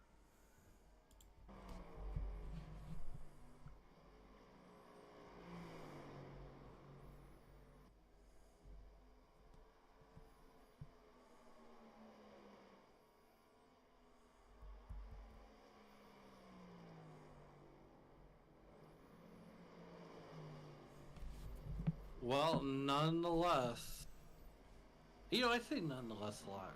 I don't know why. List Rambler doing Rambler things. And I mean, he's basically checked out. He's looking forward now. 17 laps to go here in Iowa, and he's already made, starting to make that trip south to Nashville Super Speedway next week.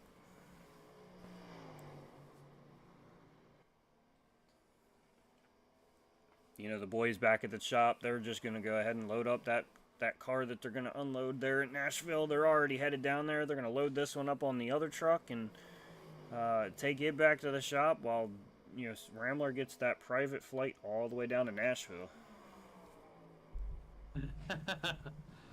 He's definitely gets a private flight, and well, we got 16 laps to go, and we're gonna stay mean and green, and barring anything crazy happening, I'd say with a 3-second lead that well, it's gonna be all Rambler, and here we go. We're coming up on lap cars.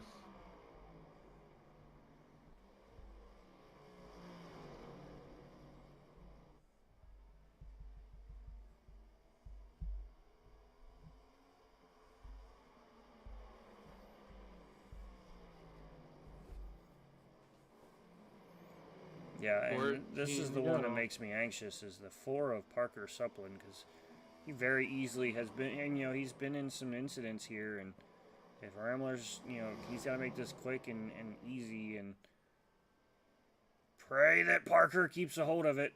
Whew, that was close. A little too close for comfort as we got 13 laps to go. Way too close for comfort, in my opinion.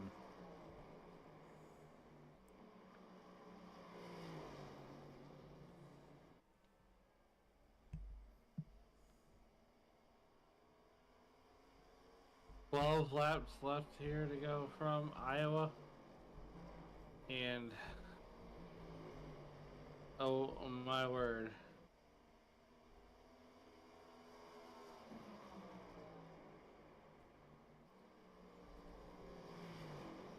We're having a lot of fun right now as the 77 car gets out of the way.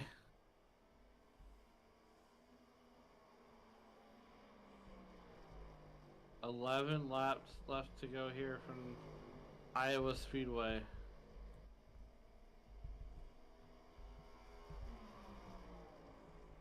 Rambler doing Rambler things now, almost 5 seconds ahead of Daniel Krem. Yeah, and Jacob Jensen. Yeah, and he's, like I said, he's checked out on to next week, and he's just ready to get this chalked up and head on out. Jordan, I didn't think we'd make it to the end of the race, but we got 9 laps to go, bud. 9 laps indeed, and for that man in that front spot, this is going to be a huge momentum boost for him going into that final race. It's gonna be something. I mean, the driver to that 57 car list Rambler showed patience, perseverance, and patience.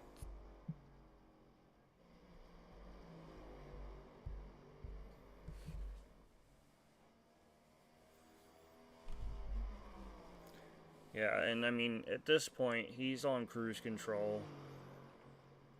Jacob Jensen, he'd like to get up to Daniel Krim, but I mean, it's a tall task to be asked of in 7 laps and, a growing margin.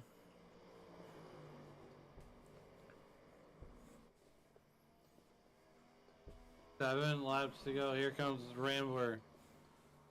Once again, down out of turn number 4. And I hate to say it, but I don't think Daniel Crum, he needs a small miracle and to get caught back up there. As we got a half a dozen laps left to go here in this one.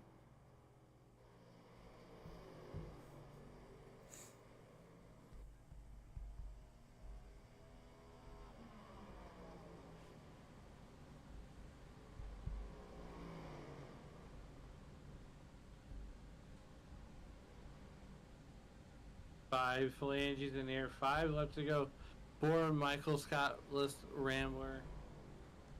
As he is, well, you see that interval starting to diminish just a little bit.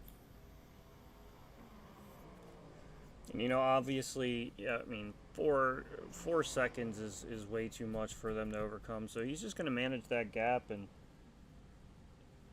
just kind of hang on and get to the end of this thing. And, I mean, he's got it locked up as long as nothing, out of the ordinary happens here.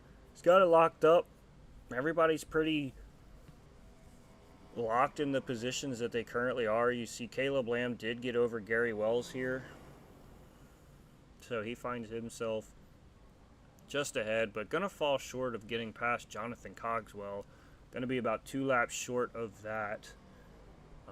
So unfortunate for him. If he would have gotten out just a few laps earlier, I mean, he would have been able to find his way into a 7th place finish just behind Joshua Vidal. But for him, at least he came into this the number 2 guy. So he'll fall a little bit, but not nearly as far as you would expect. Well, we have 2 laps to go. Popsicle sticks are in the air for Rambler, and it's a 4.5-second lead back to Daniel Crum. And as Taylor Bertram,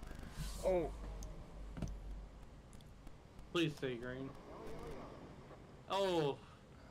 And I was just about to say I saw 2 little red boxes pop up here for a yellow flag, or for a 2 crashes. We see the first one of those 2 is going to be Taylor Bertram. That's a tough break for these guys. And then we're going to see Jacob Jensen as well.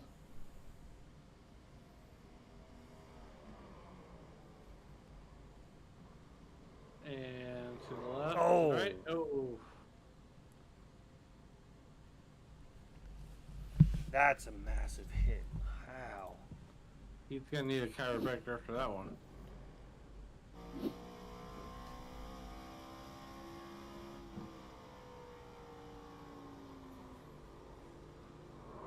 Tried to save it and could not. And that's the one thing I've learned with these next gen cars is they get loose, but when they get grip back, they shoot themselves back the other way.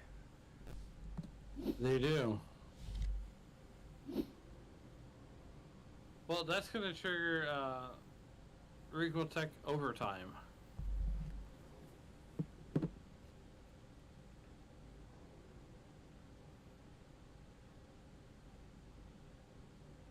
Are these guys really taking a pit stop right now with 3 to go? Yeah, I mean, might as well get those fresh tires. I feel like that's going to be scary because you're going to have these guys pushing for all they've got with fresh, cold tires.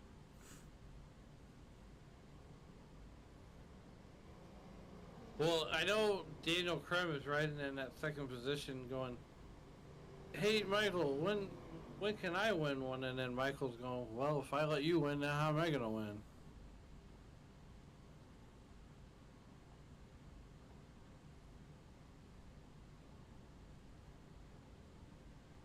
So, Jordan, this is how Ricmotech overtime works. So we're going to send these guys around. We're going to race back to checker or the white flag. If we make it back to the white flag, whatever happens next, well, that's what happens. We crash and get another yellow before we get to the white flag. We will rack them and race stack them. I see here. I believe it's David Kalau. It said, "Sir, you can't park there." No, you can't. And no, indeed, you can't. As now, this is actually going to be a 2-horse race, I believe.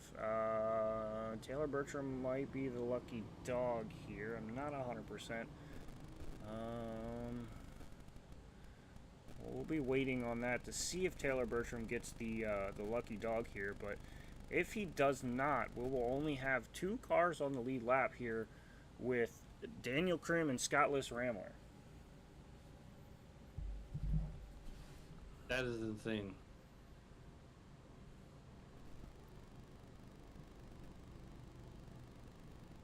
It's almost like a match race.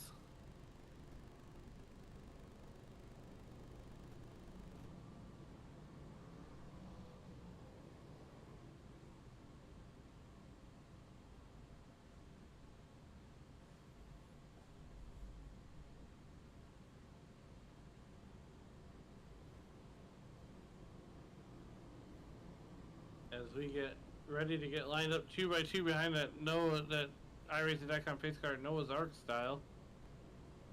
We got one more lap before we get lined up.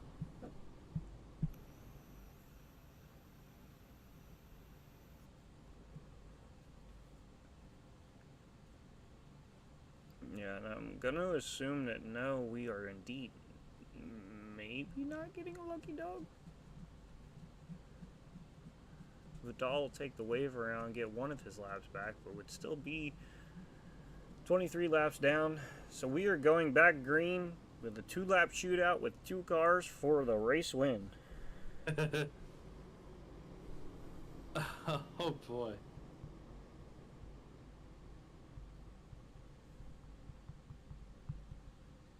Oh boy, here we go.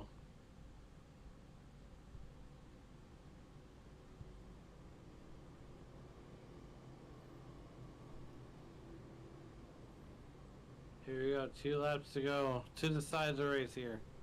Will it be Rambler or will it be Krim getting another win here in the series?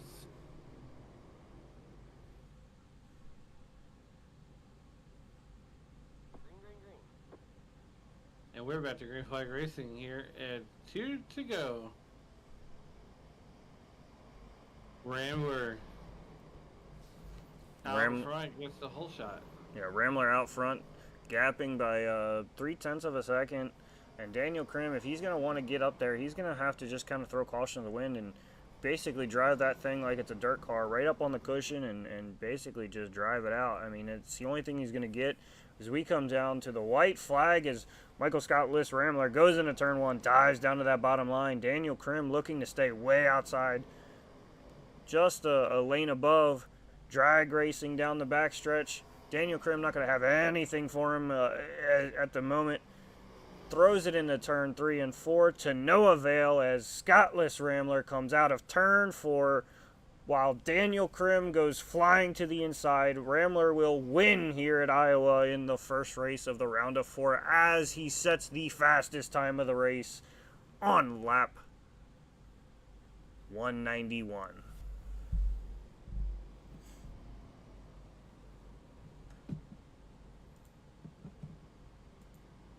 So Scott Rambler getting it done here tonight, finding his way to victory lane as our winner. And he's going to burn it down out front. And, you know, he basically said he was coming for this championship, and I fully believe it. Yeah, what a run by these guys here. And you know, Taylor Bertram finishes 1 lap down and finishes on the podium at that. And didn't we see this at Coda when he come out of the last turn and throws it in reverse and backs up? Mm-hmm. And it's so if he was going forward to be a Polish victory lap, but is this a Polish victory lap? Get some thinking in there. But while he goes ahead and turns around and heads on to the sunset, we're going to bring up our 3rd place finisher of Taylor Bertram to the tower. Taylor Bertram, it's Alan and Jordan up in the booth. You got a copy? Yeah, what's going on? Not a whole lot. You guys seem to the next gen seemed to get a good bit of you guys today and really caused some problems. But you prevail and come in the third place position tonight. Yeah, just mostly just trying to keep it on the track, not bang up any fenders. Lost it once there, but yeah, it was really loose in, loose off. Now, did that get any kind of better the longer you went, or did that progressively get worse? And I know the bumps here can definitely throw this car out of whack, but as things went on, we were still seeing some people slide around, but everybody on different tire strategies and such. It's hard to keep track of, but as the longer runs went on, did it get any kind of easier? No, it actually kind of, for me, it got worse because we were burning up the right rear, and I couldn't put it on the right front as much as I wanted to. So yeah, I just basically hung on for dear life most of the race and tried not to hit anybody. And I mean, that's the name of the game half the time, is surviving. If you can't survive the race, you can't finish it. But you come away third. Good run for you. Before we send you on your way, is there anybody you want to shout out to?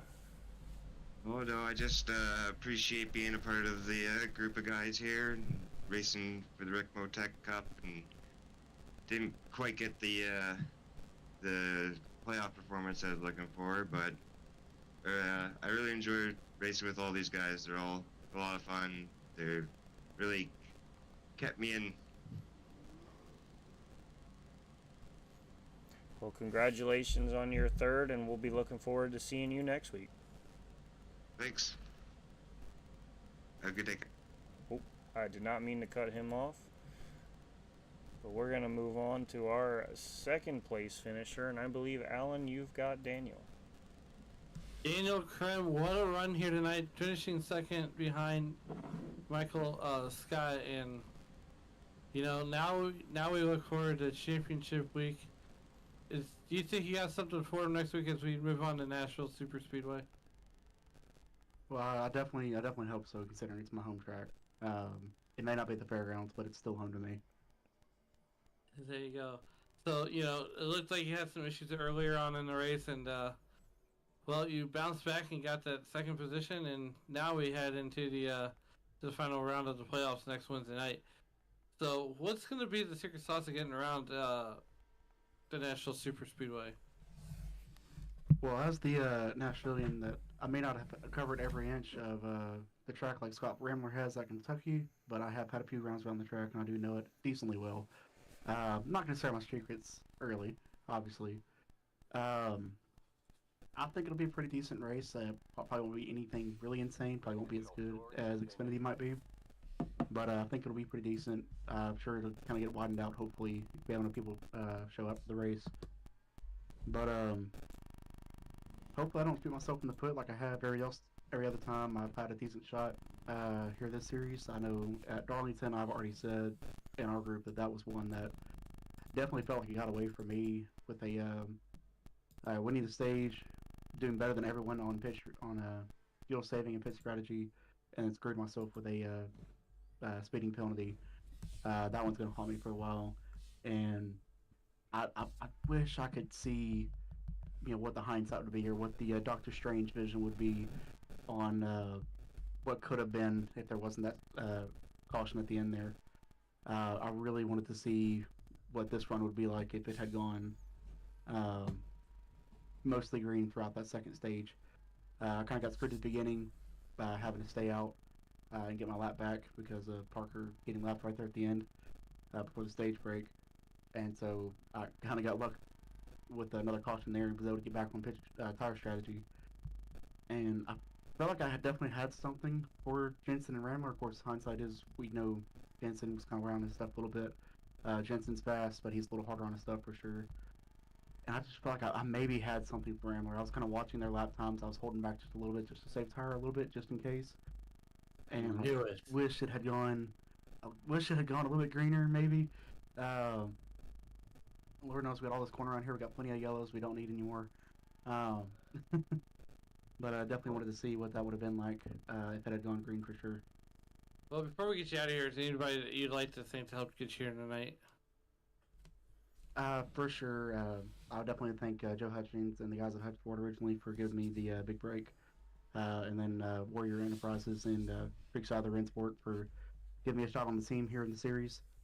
Definitely want to thank the guys back home in Harrisonville, Tennessee, Brian Sports, and All-Star 15, Officer 1 Podcast, Detour by Designs, McConey Setup Shop, JP Customs, Honey Hill Farm, and of course the guys with the beard struggle use Crim 20 for 20% off.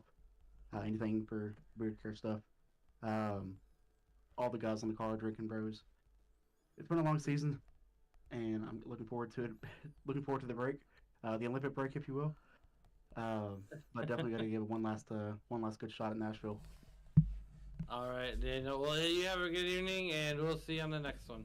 Thank you, guys. Yeah, that's Daniel Krim, your second place finisher.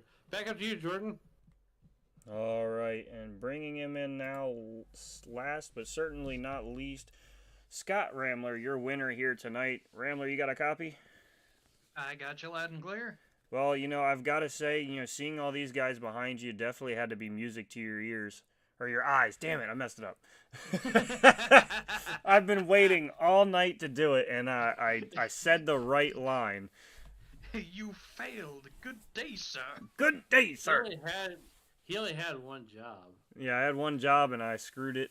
But, ultimately, you run a dominant race. You win here at Iowa, and you're looking forward to Nashville, and, with a very good shot at the championship. How do you keep that clear mind and not get over eager to win that championship? I just have to keep the same mindset that I had when I came in here today. I didn't care that I lost the pole to Jensen. It was all going to be about who had the race pace, where the cautions fell, and how you dealt with any traffic if you got dropped to the back.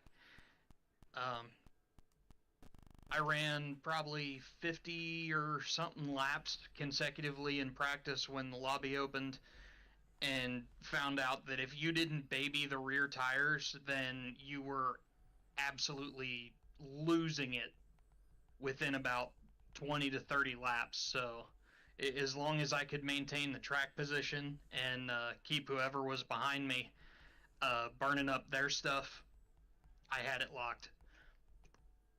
Yeah, certainly had it locked, and definitely locked and loaded for next week. And you go into a slightly larger track and may have to lean on some people a little bit more than you did here. And we're really looking forward to that. But, how do you kind of switch mindsets to go to somewhere where you may have to use a little bit more aero than you had to tonight? And it just really comes down to feeling everything out with the car. You have to get familiar with what the car is going to want over the course of a short run, medium run, long run, and just go through and practice. The one thing I can tell anybody that has wanted to get into iRacing or any of the guys in the league is that you have to practice the long runs. If you don't practice the long runs and put forth that effort and that time, you're going to get caught out like a lot of these guys did here tonight. Yeah, it's definitely, and I mean, just running a practice in this session to try to get a long run isn't always going to go as you plan. Other guys around you, kind of screwing you up. So definitely getting some solo or some AI racing possibly is definitely a plus. Some great features to be able to do those AI races, but definitely you show that you put in the time and effort this entire season. And like you had mentioned in the comments last night before giving me some crap, you only out of the top 10 you said 3 times, I believe, and one of those being a provisional race. So, I mean, you definitely showed the practice and the patience and the speed. So we want to wish you luck definitely going into next week. And maybe we'll be talking to you as the champion. Oh, I will do my damnedest to make that happen. I know you will. So before we set you on your way and get you working on Nashville, is there anybody you want to shout out and say thanks to? I want to say thanks to Jeff McConey, my personal sponsor. Had to thank him how many times now this season, but still very much appreciative of him jumping on board and getting to put another tick in the win column with McConey on my car. Thanks to Joe and Gary for putting everything together with the team and making sure that everybody's all squared away. Thanks to Michael Self for adminning tonight. Thanks to Ed for putting everything on. Thank you to Ricmotech and Elite Auto Services for sponsoring the different series, and thanks to you guys for broadcasting and everybody that came out tonight. I put on a bit of a stinker tonight, but it was fun to drive from my perspective. Certainly, that clear front windshield is a fun perspective. Congratulations on the first, and we'll be looking forward to talking to you next week. All right, thank you guys.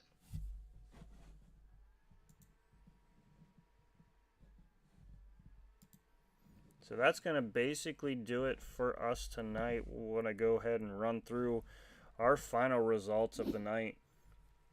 As you see, our winner, Michael Scott Liss Rambler, dominating fashion. Daniel Krim comes second, last car on the lead lap, which is a crazy thing to say. Taylor Bertram comes third. Parker Supplin comes fourth. Jacob Jensen fifth. Joshua Vidal sixth. Caleb Lamb seventh. Jonathan Cogswell 8th, Gary Wells 9th, and Brandon Stower rounding out the field in 10th, 171 laps down. So, I mean, all in all, it was a long one, but in the end, we saw good racing and dominant racing from Scott Rambler, and definitely looking forward to these Hungary Championship 4 going into next week. And, you know, it's going to be fun. Anything you got for the end here, Alan? Any final thoughts? Well, you know, this is a fun race. I want to thank Shane for letting me slide in here, and I hope he gets to come back next week, because Nashville's going to be it's going to be a doozy. It's going to be a barn burner, and you know, it's been a fun night. But anyways, that's going to do it for Jordan, Brocal, and myself. Jordan, let's go ahead and wrap this thing on up and get on out of here. Yeah, and, you know, with one last thing that we must say, as you walk through the streets of life, remember, don't play in traffic. Good night. Ricmotech, high-performance sim racing equipment. There's only one place to go, ricmotech.com.